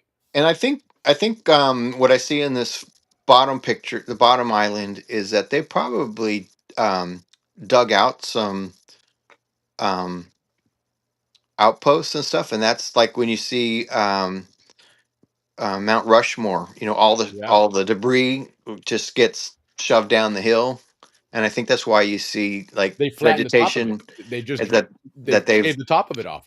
they dug the tunnels and stuff that go in Yeah, there, and this is just all the debris. They just sure. kicked it off to the side. Mhm. And I'll bet if you look at older pictures, these islands have a peak to them, and here they've got a flat top, and that's Right, probably a lot exactly. of that. Right. Interesting. All right, so let's go to the next one. There we And go. and I had to put this one in. This is Fort Gulick, and these are U.S. Army nurses. And I'm like, what the heck are they doing? I guess they were just doing training out there. I mean, Maybe, yeah. but just all a bunch of female nurses and stuff, and so they must have had something going on. In Well, Fort Gulick.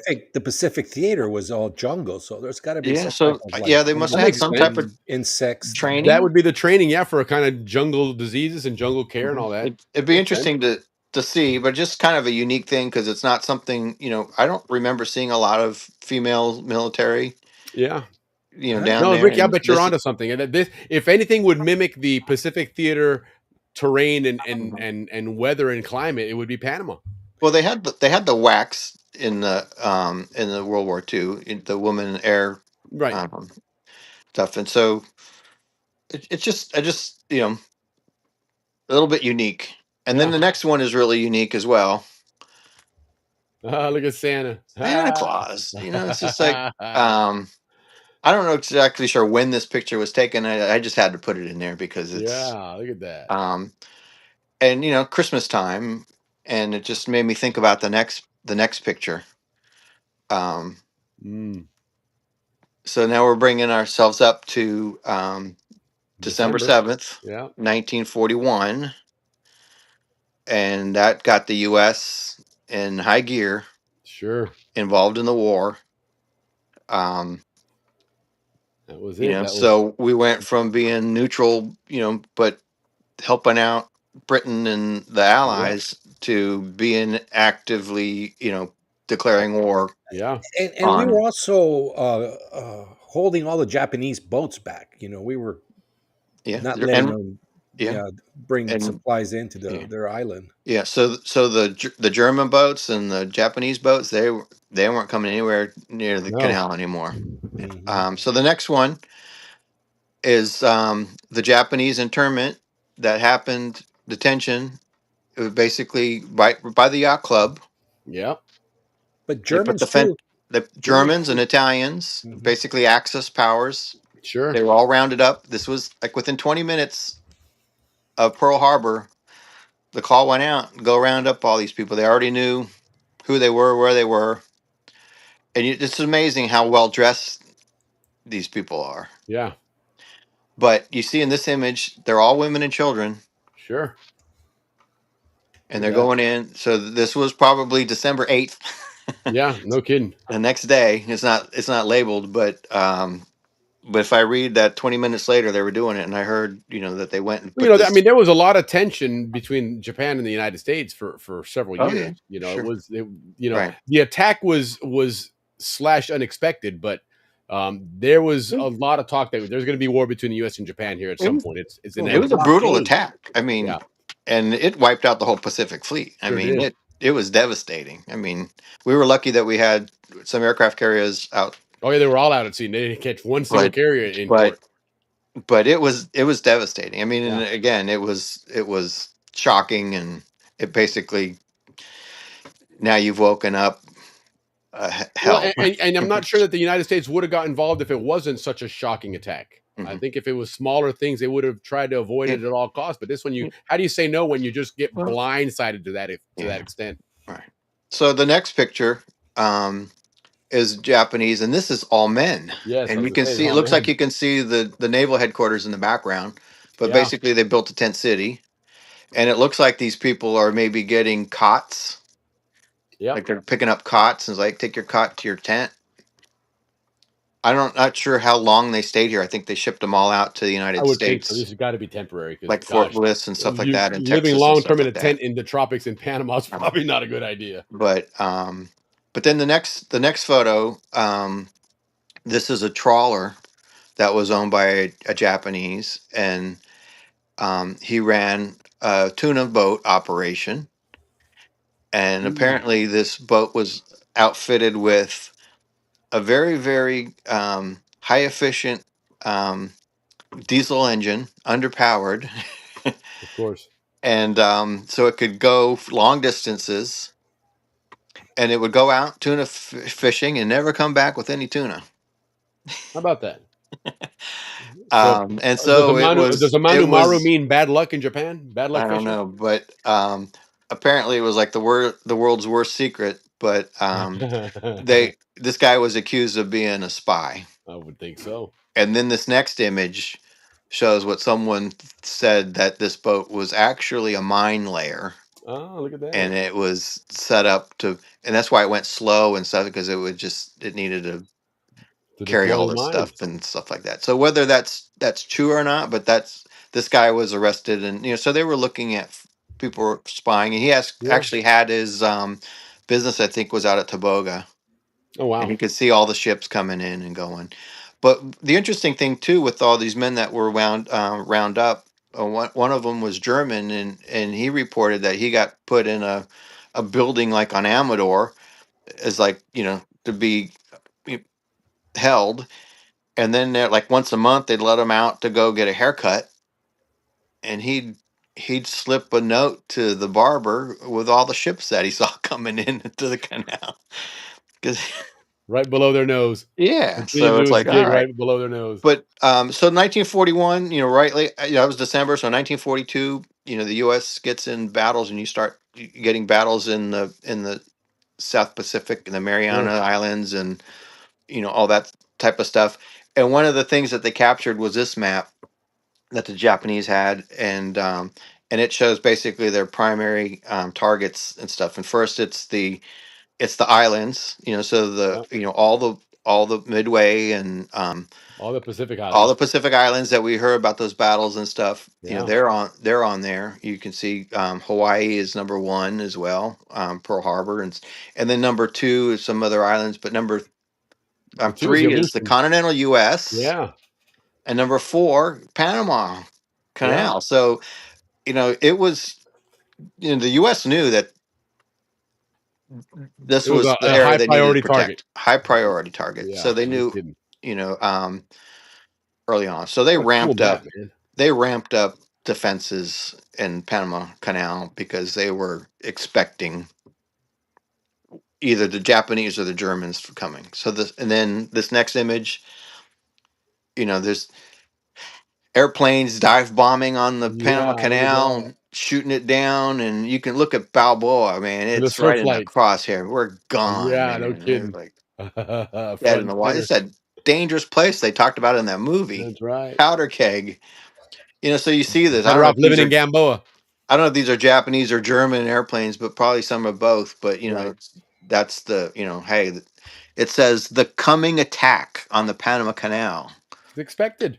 It's expected, right? So that's why they had all those aircraft, Yeah. anti-aircraft guns and stuff. I mean, they were expecting this to happen. This is All right, the but center of the world for so many years, man. but we heard, I think it was HB that said that he had a relative that was in Doolittle's raid. Oh, right on. That's right. All right, so this is Mr. Doolittle. Jimmy Doolittle. So April 18th, 1942. That's the anniversary of Paul Revere's ride. The U.S. sent attack fleet to go bomb Tokyo. That's the opening scene of the original Midway movie back in the 70s with Henry Fonda and all those guys. The opening scene is that Doolittle raid. And what was unique about it was they were B-25 bombers that they put on these carriers. They weren't carrier-based aircraft. And the original plan was foiled by a Japanese trawler had snuck into sight, and they saw, they're like, we've got to shoot this guy down before he reports. And they thought maybe he already reported, so let's go ahead and launch our aircraft now. Yep, which is why a lot of them ended up having to crash in China, because they left the ships much earlier than they wanted to, so they didn't have enough fuel to do the trip they wanted to. Yeah, it was a one-way trip, for sure. But so this is one of the bombs that those B-25s was carrying, and earlier in the 30s, the U.S. and Japanese, I guess, had better relationships, and the Japanese had given these military officers these friendship medals. Oh, nice. So this is Mr. Doolittle, or Colonel Doolittle, or what, I can't remember what his position was. My apologies there. He's tying those friendship medals on the bomb. I'm gonna give them back. You're gonna get it back, like it or not. So there he is, tying it to the bomb. I love the symbolism. And the next one, tying there it. It is. There. That's a great shot. Okay, so then the next one, you can see the B-25s are launching off the aircraft carrier. The Hornet. The Hornet. Hornet was one they used. And those airplanes were stripped down. They basically took their machine guns out and everything out, and like you said, they got caught like 200 miles short of their target, and so they launched, which meant that you're not coming back. Yeah, and you're not landing; you're crashing. There's not enough fuel to make China, right? That's where they all in China. Most of them, China, but one went to Vladivostok, Russia. But let's go to the next one.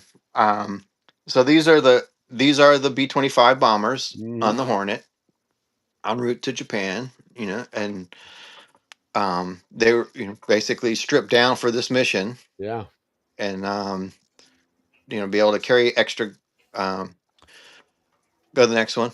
Extra fuel and stuff. And then this is an image that they took when they went over Yokosuka Naval Base, which basically is just south of Tokyo. This was one of the main military manufacturing, Navy training facilities that were there. And so not only did they bomb Tokyo, this is about 15 miles south of Tokyo. They bombed this naval base, and we'll talk about it a little bit later. And you know what's interesting? You think about this. Look at that date there. We're not even 5 months, barely 5 months into this war, and this is happening. I mean, this is something that the United States had to hit. They had to retaliate. Right, exactly. Right. And you can see it was stripped down planes. You couldn't reach the Japan from the U.S. and vice versa. Japan couldn't reach the U.S. Correct. And it was all about psychological damage, because those things were not going to do a whole lot of damage, because they barely had any bombs on them, again, because of the weight issues. But it was just the thought that, hey, already early in the war, we're hitting you. Right. Well, you're going to be a long 4 years. So April 18th, 1942, the U.S. bombs Tokyo. And you can also see Yokohama, which is that Navy base, Kobe, Hagaya war centers that were raided. So they had these targeted areas to bomb. and go to the next one. They did considerable damage. Um, because Tokyo at that time, a lot of the houses were made out of wood and paper. 100%. Yes. So when you had a bomb, and I think the bombs were specially calibrated for this, is to catch those buildings on fire. And there were a lot of thousands and thousands of, I think it was like 70,000 people or so that died, and like 1 million people were left homeless. Well, that was in the later bombings, the incendiary bombings. I Yes. think on this one though. No, these were purely psychological, but later on they Okay. did that. Yes, All right. they wiped out all Japan. They were shocked Okay. that these people were still fighting at the Mhm. end there.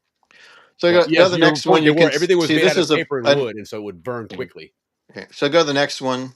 This is like taken out of the plane. Mhm. You can see the damage that they're doing. And then this is something that you always see in like London. They have these bucket brigades. The next one where Right. they're putting out the fires and all that other stuff. But I've never really seen one where in Japan they're doing the same thing. Right. The Yeah. U.S. is the one bombing them, and they're Correct. you know you're fighting the fires and stuff. And so you got all these. They go to the next one. These Buckets were a big deal response back then, man. buckets and stuff. That's how they Yeah. did it. But they did damage Tokyo at that They time. did. They did to a point. I mean, it wasn't anything extensive. Like I Right, said, it was a right, psychological attack more than yeah. anything. But But to your yeah, point, with a place like that, I mean, a candle could set off a whole city block. right, Because everything right. was paper and Well, wood. like a Chicago fire, right? So Yeah. Exactly. so then later, um, the U.S. Sent B-29 bombers, and Yeah. those came from Tinian Island. Hmm. My wife's father, my father-in-law, was like 18, 19 years old. Was sent to Tinian. They built the airstrips there. Yeah. I'm sure these things were flying every 5 minutes. They had no idea what they're doing, but they were dropping napalm Hmm. on Tokyo and basically all the cities. And then they also had B-29s that came from China, that bases in China that would come. So like when Doolittle's Raiders finished bombing, they kept on flying. Um, I guess west to China, and Sure. they crashed in China because they didn't have enough fuel to make it to an Yeah. airfield. But they were safe in China because China was an ally. And Yeah. then To a one of the point. raiders went Towards the to end of the war, it Russia, was. and Earlier, it Russia, wasn't. But yeah, Russia was, there, I think, no, the yeah, Chinese in you got to remember the Japanese had been in war with China since the yeah, 1930s. They had yeah, overrun a lot of those areas. And it was true. Yeah, the original plan had they not been discovered by that trawler, they would have been able to launch from further west and been mhm, able to land in the friendly Chinese yeah. territories. And unfortunately, All right, didn't get a chance to do a lot of those. all But right, still, yeah. it was So a huge morale booster for right, America when those right. newspapers came So out with these Doolittle. B-29s were built specifically because there was a fear that Great Britain was going to be overrun by the Nazis, and the only way to bomb Germany was to have a plane that could fly from the U.S. Right. and bomb and come back. So was built, but it also worked the other way around. They could fly from China to go to Japan and such. So they go to the next one. The U.S. initiated, it was called Operation Meeting House, and they called them Tokyo Fire Raids, which basically Hmm. was napalm. And they would send 300 or more planes at a time filled with napalm, and basically they bombed every city in um, Japan except Hiroshima and Nagasaki. um, and they're trying to get the Japanese to um, surrender and stuff, but it made them more determined almost. But these raids happened, and March 10th was the first one, and then they came back in April and in May, and they did a lot of devastation. And like you said, um, I want to say that on these raids, it was like 300,000 people that were killed. Oh, every bit Um, of it. There was the y- Tokyo raids ended up killing about 1 million people just in Tokyo. yeah, like, but Yeah, they were every city over devastating. like 50,000 was like destroyed. Yeah. And with napalm, and you can go on, you can see pictures of women and children and people just, you know what napalm does. Yeah. It's not pretty. Um, it was war as hell, and it was hell. And you go to the next one, You play to win. and you can start seeing the devastation of Tokyo. Just keep on going. Um, there's just a bunch of pictures that just showing, the extent. Like the first raid was like 15 square miles of Tokyo was flattened, Yeah. And it and then got they to a went point on. where they were even flying over uncontested anymore. At this point, Yeah. Japan was so far down that you didn't have to worry about having escorts Right. anymore. And then it went like 40 square miles. Like you see those Yeah. pictures of Gaza, that's what this looks like. You go to the Right. next one. Um, Yeah. just utter devastation. I mean, just flattened. You go to the next one. Um, before and after, Yeah. 1945 and today, and you just look at it, there's like nothing there. I mean, that was the And, original FAFO was that one right there, that war for the Japanese. and I we always saw a whole bunch of World War II images, but it was always like Germany, France, Right. England. You never really saw Italy or North Africa, or we did see like Tora and Pearl Harbor and that type of stuff, but we never really saw any images of of Japan. Right. I didn't. And then the next one is we saw the image before. Go to the next one. And you can tell where this is the effects of firebombing, because the only structures that are left are the ones they The made out of bricks, concrete. yeah. Everything, and that shows you. I mean, literally 99% of that city was wood and paper. Hmm. So then we had the images that showed all the all the planes attacking the canal. Right. And now we have the images where the U.S. is attacking the Uh-huh. Mount Fuji and stuff in the background. Just It the role has turned, right? totally flipped. Sure did. And then this is Tokyo today. I mean, it's just like night and day. Flourishing. What it went through. It ain't wood and paper no more. That's what They I say. learned It's that all lesson. concrete now. But It's all but we concrete now. go on the next one, and we talked about the B-29s flying out of China as Right. well, and because the Japanese Navy controlled all those islands in Pacific, you couldn't send supply ships Right. through there, so the supply ships had to come in through Burma, Mm-hmm. and then they had it was called Operation Matterhorn, and they had Yeah. to basically truck and carry things over the mountains Yes. like Tibet and come into Western China there, and Sure then they would did. fly the airplanes and stuff over to Japan and stuff. And this is a photo of my uncle, and he was stationed in Burma in China, Wow. and That's so so cool. he worked on that, and they had like one of those pack mules in the back where they would put Yeah. supplies on it and run them up the mountains and stuff like that. So I just threw that in there. And then, have you ever heard Operation Cherry Blossom at Night? No. Can't say I have. Ricky might be interested in this,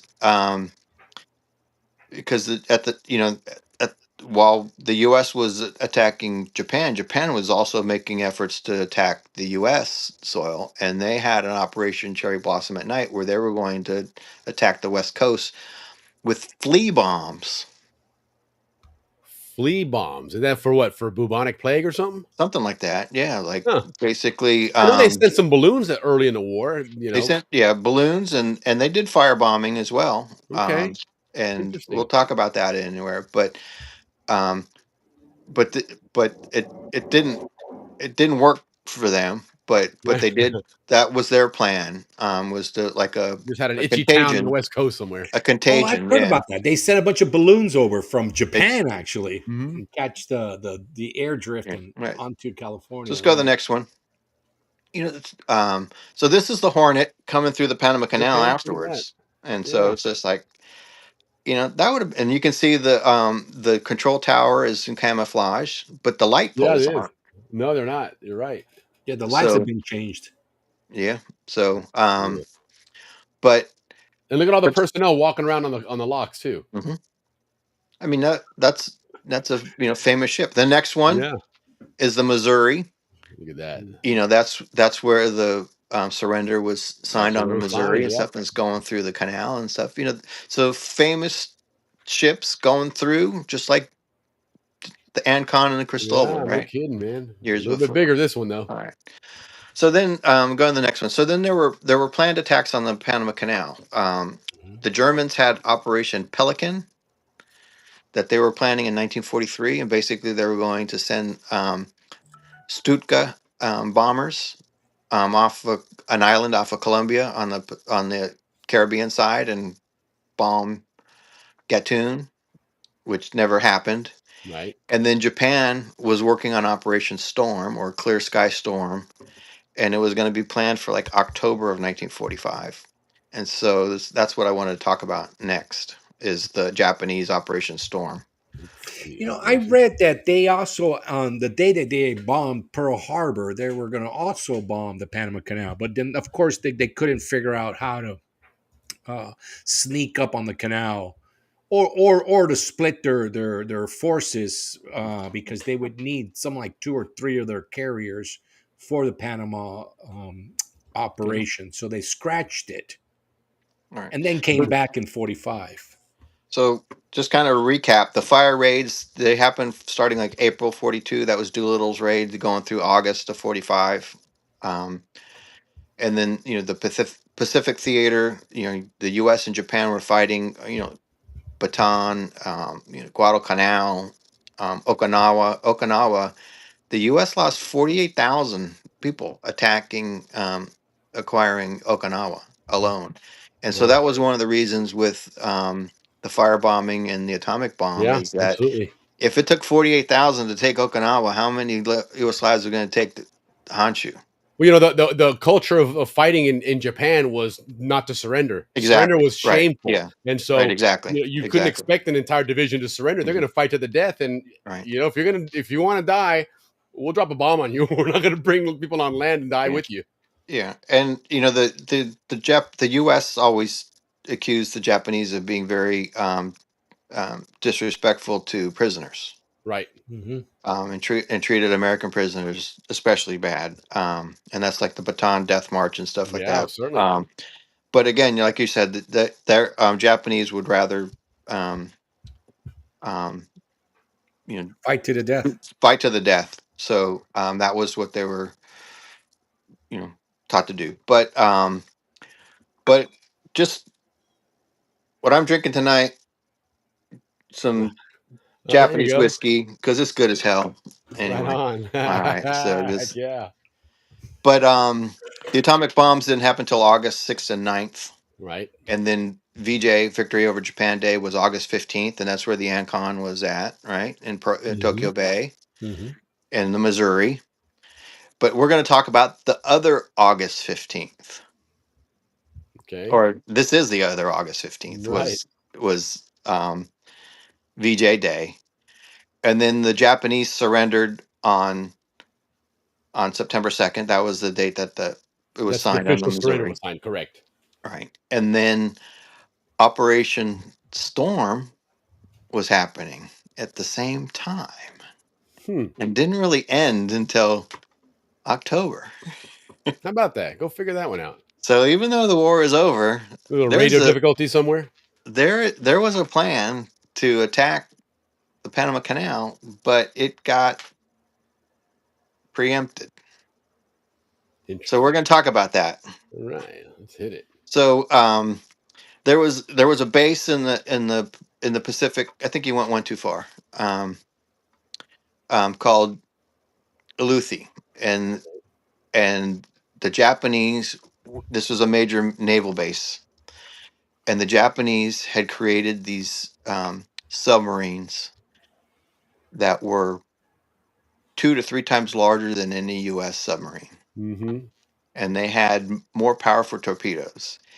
They also had 3 seaplanes that they could carry in hangars. Yeah, the Japanese had the best torpedoes in the war. They're just poorly utilized, but they were And by far the best. so they started creating this submarine, and it was unknown to the U.S. And they were going to attack this base, and they were going to attack the western coast of California, and they were going to attack the Panama Canal. Mm-hmm. Yeah. And the attack on this base was supposed to happen on August 17th. Oh, how about that? So what happens on the days before? These subs are underwater, right? You know, so they come up and they hear that the Japanese has surrendered, and they're like, "Oh, that can't be true. That's There's got a to be message fragment BS. like Crimson Tide. That's got to be BS. That we Right. wouldn't do that, right? We're going to fight to the death." Um, but so these guys are out there still on mission, but they're getting in these reports that say, you know, Hey, the scuttle war's your, over, man. you know, Yeah. Turn scuttle around and come yourself and home. surrender. We're surrendering. You're like, wait, we don't do that. They're like, dude, we've been But underwater for yeah, 4 months, man. yeah. I'm not going back. So there's a sub called the um, Segundo, and it was, you know, basically off the coast of Midway, and they said, hey, come up to Tokyo Bay. You're going to represent the submarine corps during the surrender. So they're headed to Tokyo, and they have a radar, and this blip comes on their radar, and it's this giant blip, and they're like, what the hell is that? They find out it's one of these Japanese subs, and it's having engine trouble, but they follow it, and they tell it to stop and stuff, and it keeps on going. They're like, why are these guys running? You know, the war's over. Right. And they're like, you know, we can't shoot it because there's a ceasefire. Yeah, there's no hostilities anymore. And then finally, they chase it all night, and then the next day, the U.S. says, look, if these guys try to attack you, you have permission to sink. Right. And they're like, yeah, these guys got bigger guns than we have, but all right. But it does surrender, just to kind of move through this.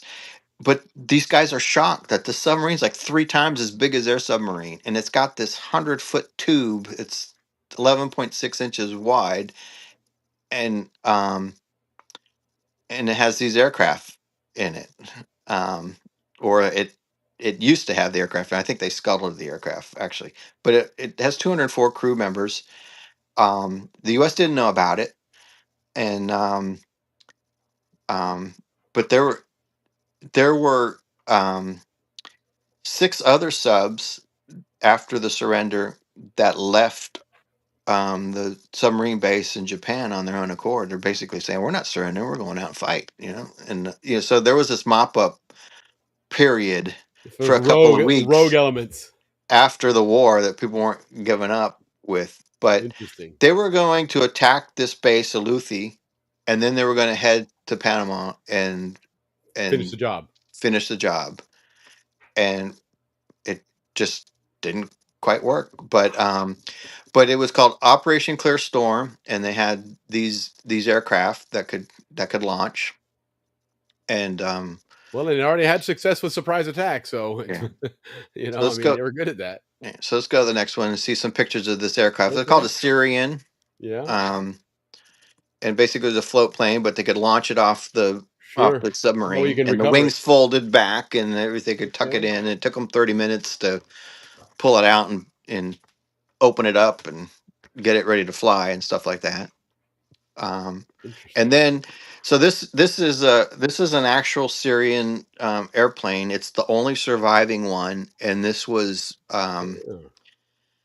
it was number 28, and basically it was under manufacturing Mm, at the time of surrender, and the Japanese ended up, you know, turning it over to the U.S. So sure. they had An one of intact this is the model. only it's the only living one, because all the Yeah. others were scuttled and sent to the bottom of the ocean, and just like, you know, all the codes that the Japanese had and all the Yeah, certainly. torpedoes, they got rid of the torpedoes, so the US couldn't get the technology and stuff Yeah. like that. So this is actually at the Air and Space Museum in Virginia here. And Okay. so I At the need to Zonians. go look at it. They Yeah, restored it looks in good. 2000.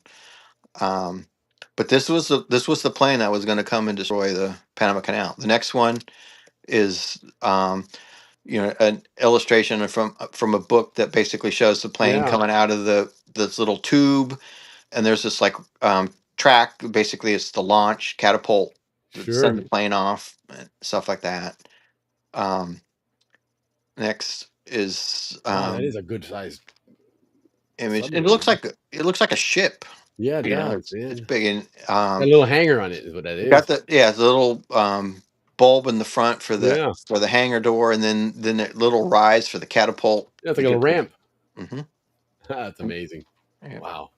And the next one is just a different image. Sure. You know how menacing it looks. No kidding, man.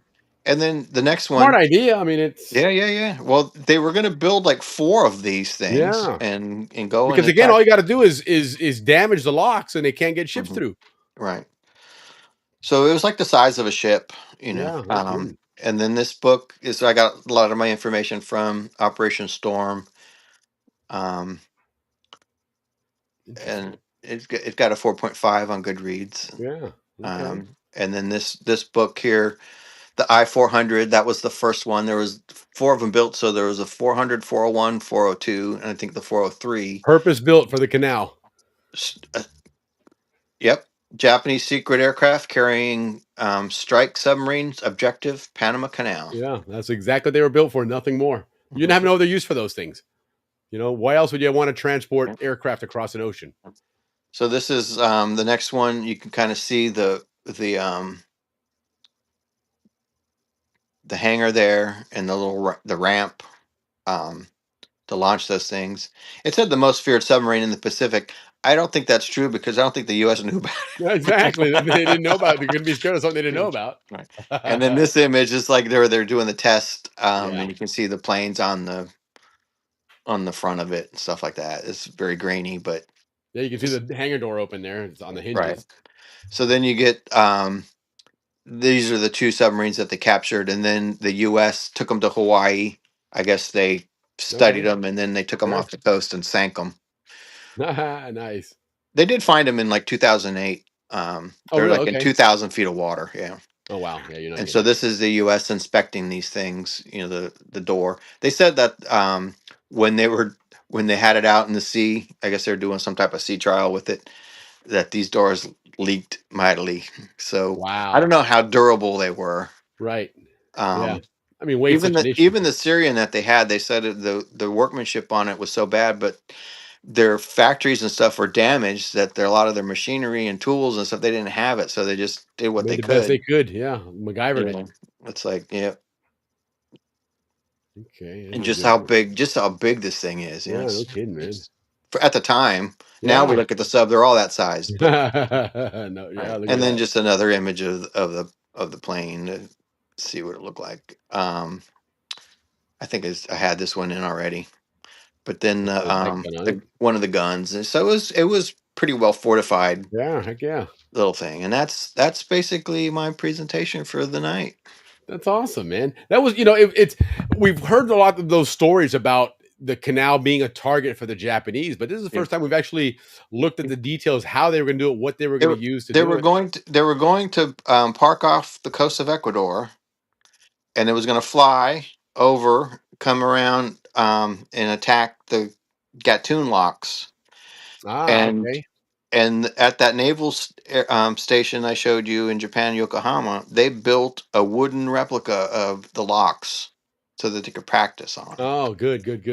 And like you were showing earlier with that footage of the smoke canisters, Yeah. that Right. was necessary because, these guys had that planned route and they're looking for certain landmarks and that's your target. And all of a sudden, Well, you can't that's see why it. they didn't want photographs. But Right. one of the things too is that one of the engineers of the original Panama Canal was Japanese, How about and he that? had the plans.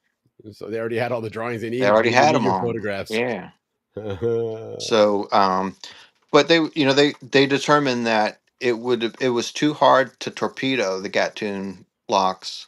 I think the Germans were going to attack the dam.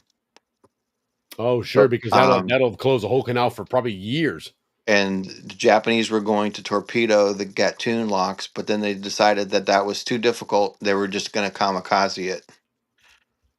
Yeah, no, that's amazing. It really, and it shows, like you said, the military was an integral part of the canal zone from day one, and not just in the construction. You know, we got used to seeing these guys being around, and they're part of the defense of the canal. But we always had it from our perspective of the Cold War. You know, well, this is just a Mhm. place where you're going to transit stuff to get out to Europe and to, you know, the Soviet Union with all those fights. But in actuality, these people were there to defend the canal from being Yeah, attacked, which they was were the deal. they did a hell of a job, man. Yeah, they did. Yeah, they did. No And kidding. you know, to think about when the U.S. got involved in it and all the machinery that they were able to produce, the tanks and the planes, Right. in just a short period of time, because we're talking about 1941 to 1945 Right. when it Correct. ended, and Yeah. you know, look Well, at there's always been that old the war saying in that, Ukraine has been going on for 3 years, and right? you know, And that's always been one of those old sayings that they talk about, you know, that the Japanese, when they were planning the attack, you know, that some of these guys had been, you know, as part of ramping up. diplomatic missions in the US, and they said, look, you're waking up a sleeping giant, man. You have Yeah. no idea what you're doing. And the truth of the matter is, I saw this in a video recently. Somebody was talking about the one critical factor of the war was that the biggest country fighting it, which ended up being the United States, was the one country that all of its manufacturing was out of reach of all the enemies. So, you know, whereas we took out all the factories in Germany and Sure. Japan, everywhere else, and so they couldn't reproduce war materials, we were putting these out like Mhm. I mean, like growing grass. It's just unbelievable how much we could produce, and Right. and it was never under any threat. It Right. was always going to produce Right. completely unfettered. Right. But even like the Germans and stuff, you know, they had issues with like getting rubber for tires and stuff like that. Sure. So they had to do synthetic stuff Yeah. because all of a sudden you couldn't get the latex from South America or whatnot. Correct. You know, the other thing I heard is that there were 9,000 Nazis that ended up like moving to South America after the Oh my God, the amount of people that you see the last names for South Americans down there, you're like, how the heck did you like get a German or nine Austrian name? 9,000. I mean, how many people lived there back then? But Right? because if we look at Panama, what was the population of Panama City in 1945? It was only like 50,000 people, right? So Right. it So you're talking about 20% of a population. yeah, it's like, and you must have stuck out like a sore thumb. I mean, Right. Yeah, you didn't look like no mm, Inca or anything like that down there. but so, and even Colombia had like 4,000 Germans living in it Yeah. before the war and stuff like that. Yeah, a lot of prominent names in South America to this day, they're very much, you know, European names. But you know, it was a brutal attack on in 1941, and Hmm. it was a brutal war, and everyone was fighting to survive, really. At that point, no kidding. Everybody And, was, and little by little, I mean, even Panama at one point declared war and on Germany, so you know, as the part of it. U.S. invested a lot of money in defense there, and Yeah. you know all that stuff, and you can imagine what there were 60,000 soldiers there during that Mhm. war, Yeah. and that was more than Panamanians. Right. Right. And so Just to it had to defend be one center part of it, not the whole country either. it had to be a shock to Yeah. have all of that and all And those even for machines. Zonians, you know, like some of your parents and grandparents growing up in the zone, to see that amount of military everywhere because it had to Mhm. be. I mean, it just had to be Well, it was covered. the whole country. It wasn't just Well, in the yeah, Canal Zone. because you Yeah. know, like you know, my father-in-law grew up in Illinois. Right. I bet they didn't see a tank or an airplane anywhere. Any, you know, the four Not even years close. they Not might have even built them, close. but they didn't ever see Nope. them. They probably If never they did saw one, it them. was for raising bonds or something. It wasn't. Yeah. It But wasn't for defense of a town. but but Panama Canal, it was like one of the spots, and I guess it was you know a defensive spot.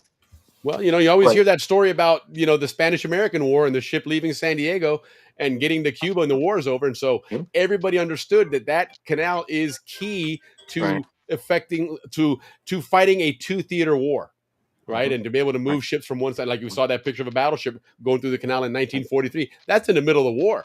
We're not mhm. winning Europe yet. We're not winning in the Pacific yet, but we're moving assets in either direction. And that canal and certainly saves time. it was a funnel, you know, so everything had to go through there, and it's Yeah. like Maine and Maine, so they Yep. saw every ship and every sailor No, no kidding. go through that canal. And then my last presentation was basically all the airplanes that they had there just to defend Yeah. that place. Well, you know, Some- remember we saw was it last month that you brought that presentation up where all those aircraft Mhm. in Albrook And I mean, these are P-38s, which are frontline fighters, and I mean, a long row of those things. So it wasn't just a, kind of like, in Mhm. China you had that Flying Tigers, which is kind of a ragtag outfit. It was some, Right. Americans and expats. But here in Panama, it was a full theater that was expected Sure. to be in combat at some point. Right.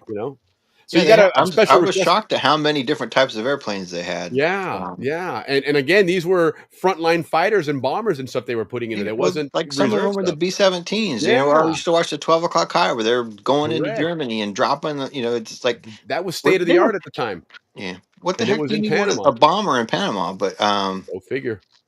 But they Go had them figure. there. I Well, mean, and you see those attack plans where they talk about, some of those landing zones. They're out there by, Chame and probably Rio Hato, if you look on that map, yeah. right? And so let's assume they do land there. You're gonna have to get something to go and start bombing those areas where the artillery is not reaching Sure, yet. that's So, true. That's true. Yeah.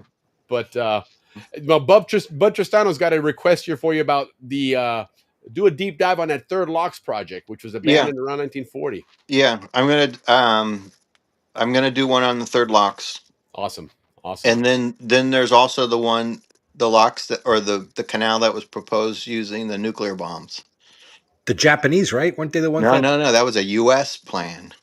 Yikes. Didn't even know So I'll Balboa do ran his those. I'll head. do those together, but that'll be a show. Right on. The third locks, Heck yeah. and That'll be definitely a good one. and then they studied the using nuclear bombs to basically blow a channel, and they said it's a bit too dangerous. Part of it too was a ploy to get the Panamanians to back off on a treaty. It's like, hey, we're going to build a sea level canal And make half your country unusable for 500 years.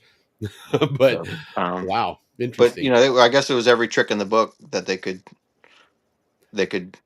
do. One of the things I was reading was back that then the U.S. was the only nuclear power in the world, and they've already shown, hey, we're not afraid to drop these things. So if we say we're going to use them, you got to take hide. I mean, but I also mentioned last time, the U.S. had all these airstrips and stuff, yeah, and they were asking the Panamanians if they could keep them, and the Panamanians said no.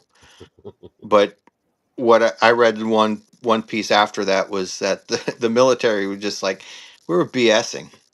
We right. didn't want them, but we were just like Play asking the for game. it. So because they didn't want something else to happen, so they were like using it as some leverage to keep Panamanians, busy for a while till the U.S. could do what they needed to do. And we saw the same thing with the canal negotiations. When you look at some of the memos with Nixon and Kissinger and Yeah, stuff, it's sure. kind of like, yeah, we're going to 13 give it away, years. but we're not going to be the ones. We want the next administration to be the one Exactly. that's around their neck. They're going to get credit for it, not us. Yeah, and then that way Will can have a little Jimmy Carter symbol on his Yeah, website. absolutely.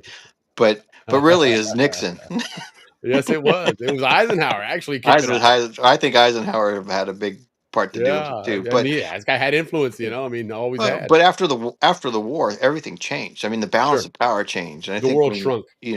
the Russians, Yeah, whatever, after Potsdam and all that stuff, what they went through, and because at one point we were allies, right? Same with the Chinese and stuff. yeah, But absolutely. I mean, the you world know, it's does kind change of like that like, every 40, 50 years. It seems like, yeah, alliances switch and move around. But but hey, Japan, real quick, yeah. Garrett here's posting. You may want to get in touch with him because he mentioned here that his dad was field director during the sea level canal study in the 60s. So, All right, yeah, and he says he's got the report. So yeah. that may be a Mhm. good assist there for you. Sure, So sure.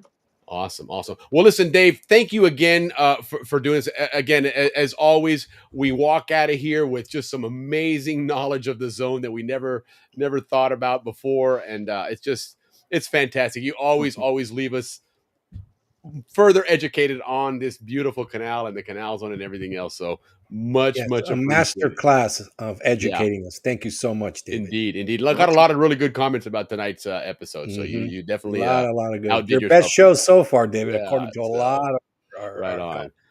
But Dave, thank you so much. What do you have in mind then for November? I don't know. See, Well, maybe Garrett will help you maybe out I'll do there. the sea level. Yeah, absolutely. Well, and Garrett's Because already I've mentioning been it thinking too. about it.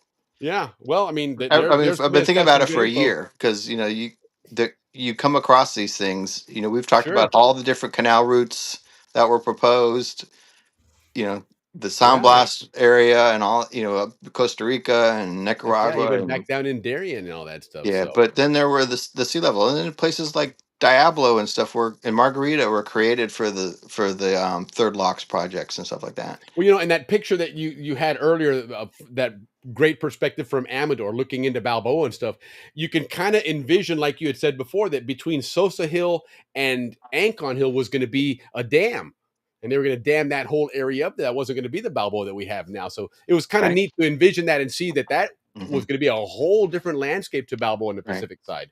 And I guess a lot of people can confuse the area that was built because they did build part of the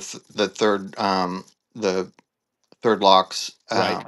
before the war, and then they stopped it. But a lot of people think that that's old French canal stuff, like in Right. Coakley and stuff. But it was Sure. actually third locks, and I guess there's over in Gatun area they have some of it as well. That people Right. call it the French Canal, but it's actually the third locks. Right. It's all U.S. Not anything to do with the French. Yeah, so we'll look at that and get that straight because again, that's not anything I really ever knew about. Right. And that's one that has conflicting information, which you'd like Yeah. to I do know my grandfather worked on that, Okay. Oh, but right on. that's all I know Yeah. is that Well, he good. worked on it, but I You don't got know an what he incentive to did work on that one on then. it. I And mean, just hopefully if like you get in touch with Garrett, he might have some cool yeah, information on some of yeah. that stuff as I well. know he worked on the cut widening because I've seen photographs of Yeah. them. He's on the job site and they've got a contractor doing the excavation and stuff like that. But they widened it from 300 feet to like 600 feet Right on. in the Right on. 50s Sure. because at Sure. one point they could only do traffic one way Yeah. Yeah, and of they course. didn't do night traffic and stuff like that. So they widened it to make it a little bit safer and to have two ships be able to pass by each other. Right. Right. But yeah, we'll talk about all Yeah. that stuff. There's just so much stuff to talk about, and it's hard. I tried to keep this short for tonight. It's That's still good. It's tough good. to keep But it. it's always fascinating, man. It's always a great time. It's fun to listen to it. And even looking at those old pictures, Mhm. that one that we saw with the admin building, with the guys in 1930, the Navy coming off the ship Mhm. there. What a great picture. What a perspective of Corey Heights Yeah. that we didn't see living right under Mhm. it, Yeah. because here's 40 years later in the Yeah. 70s, we're seeing all those trees have grown and hidden all that Yeah. away. So, And I have all these pictures kind of like stored. Unfortunately, they're not cataloged. right. So sometimes it's hard to find them. Sure. But I've seen all these things. So I see something like that, and I'm like, oh, I gotta say that one has like very cool shot. And Yeah. but where do you put it in? You if you just can't show a picture from 1938.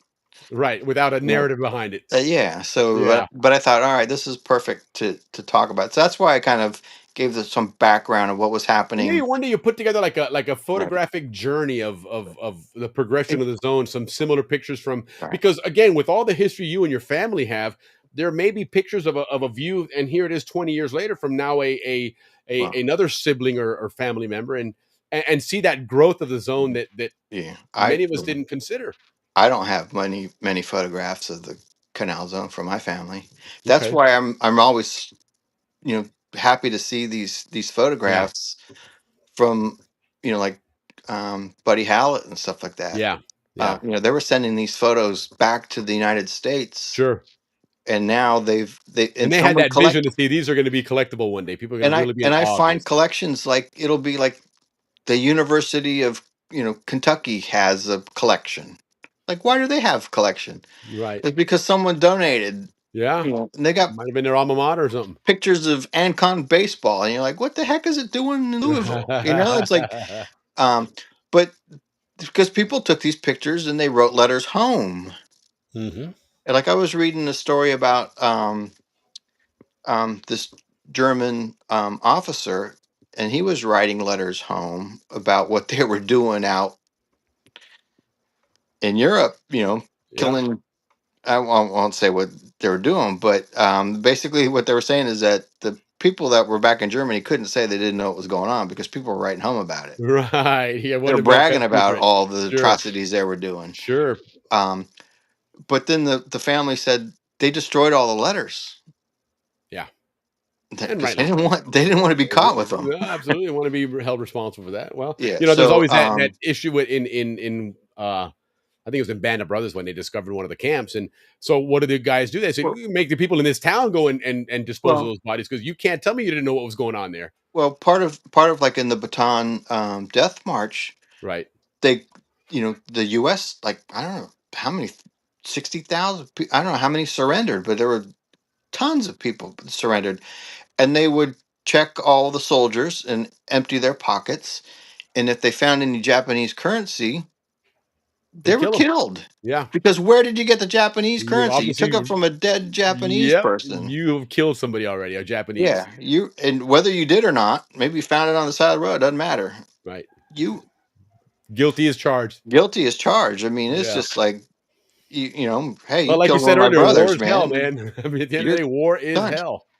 Yeah. So hey, I mean, I guess it works both ways. But you It start did. reading why. Well, even at the end, these guys, they didn't want to believe that the war was over. I got a mission. I got to go bomb the canal. Yeah, Like, because I no, know, dude, the like my war's over. father-in-law would say, they went on Tinian, and the Japanese had occupied Tinian, and some were still like hiding out in caves and stuff like that. Yeah. But it's possible that you could have found an artifact, Of and you course. pick it up and you put it in your pocket because Sure. this It is was a pretty collectible. neat, You were right? it I mean, out I'm there. a plowboy from Illinois. Right. Yes. I'm taking a That souvenir Japanese home. coin Then if you got is unique. captured and you have that in your pocket, Oops. all right, I got no questions asked. I don't know if you didn't Curiosity killed find the it. cat. You killed somebody Literally. to get it. So, but Yeah. anyway, your enemy. Yeah. So I mean, it's It is. It it's was it's definitely. really interesting, and you only get so much information on TV and all that type of stuff because you can't show this stuff. Yeah. No, of course not. You Absolutely not. can't. I mean, it's so sanitized, but Yeah. it's so gruesome when you read about it. You're like, holy Yeah. crap! No, no doubt about it. No doubt It about it. you But hey, know that's the cost of war, and it's one of those things. It's part of humanity, and it almost hit the Panama Canal back in the 40s, it. but I mean, thank God it didn't. yeah, I think we were this close to Yeah, being attacked, yeah. and like If that war goes on because, like you said, we didn't know about those submarines, so the war goes on another 6 months. yeah. That sub's Well, attacking Panama. someone tried, and I know when I've read the old Cristobal yearbook, they talk about some of the high school students talk about being like on like a ROTC Right? patrol, and they would go out and they depth charged in I don't know if they sank a sub, but there was one out there and they went chasing Yeah, it, yeah. A U-boat. right there in Cologne Bay and stuff like Yeah, that. So um, it was real. The war it was was real, and real. it was in Yeah. Panama. So. All right, Dave. Well, listen, thank you again. Appreciate you as usual taking the time on your first Friday of the month to come in and educate us on the Canal Zone, and we're looking forward to what you bring next month. It may or may not be the third locks, and if so, and Garrett can help you out. Appreciate that, Garrett, because that looks like it'll be a lot of fun. And Bud will definitely let you know on that, because I know you're an avid historian, and you bring a lot of the military perspective as you did in the last one. So we're gonna do more of that. But anyhow, Dave, have yourself a wonderful weekend, and we will see you on the next episode. Cheers. Thank you, David. Thank you All very right. much. Take care. All right, man. That was cool, man. That was an interesting history of Japan and everything there, and even that previous history. That was fun. Let me tell you what. Of all the pictures that I've seen, come up, some of those were just fantastic, man. That Fantastic. Amador was just wow. What a great picture that was. I'm glad he sent me that as a PDF because I want to definitely download that picture, man. Because that's Willie, love we're that going to have to print up some master's degrees in art I know, and right? Panama history Yeah. and hand them out. If you've been to all 25 of David's shows, you have graduated. You from are your a master's certified degree. Panama historian. No kidding, man. That's a good point, Right man. on. No, that's So, great, though. David's good phenomenal. show though, as usual. Dave always knocks it out of the park, and everybody ends up with a lot of great aha moments. So we're fortunate to have Dave always coming on and sharing it with us. Next week, guys, James Great Slater, a great show all about music. Somebody that's done great in music in the zone, and then went up to the States here and did it as well. So looking forward to that, guys. Thank you again, everybody, for the great show tonight. Ricky, get us out of here, man. Hey guys, thank you. All you guys that commented, we appreciate that. Over 80 or so comments. That's awesome, guys. Listen, next week we're going to have a great show for you guys. So join us, bring your friends, bring some cocktails, and enjoy next week's show with All right. Well, Mr. have a Slater. I always get his name wrong. James Slater. yes, James I always Slater. call him Christian Slater. I think he had a brother named Christian, actually. Yeah. He had All right, another guys. brother. Take care, guys. Ricky, Thanks. have a great weekend, man. Yes. Cheers.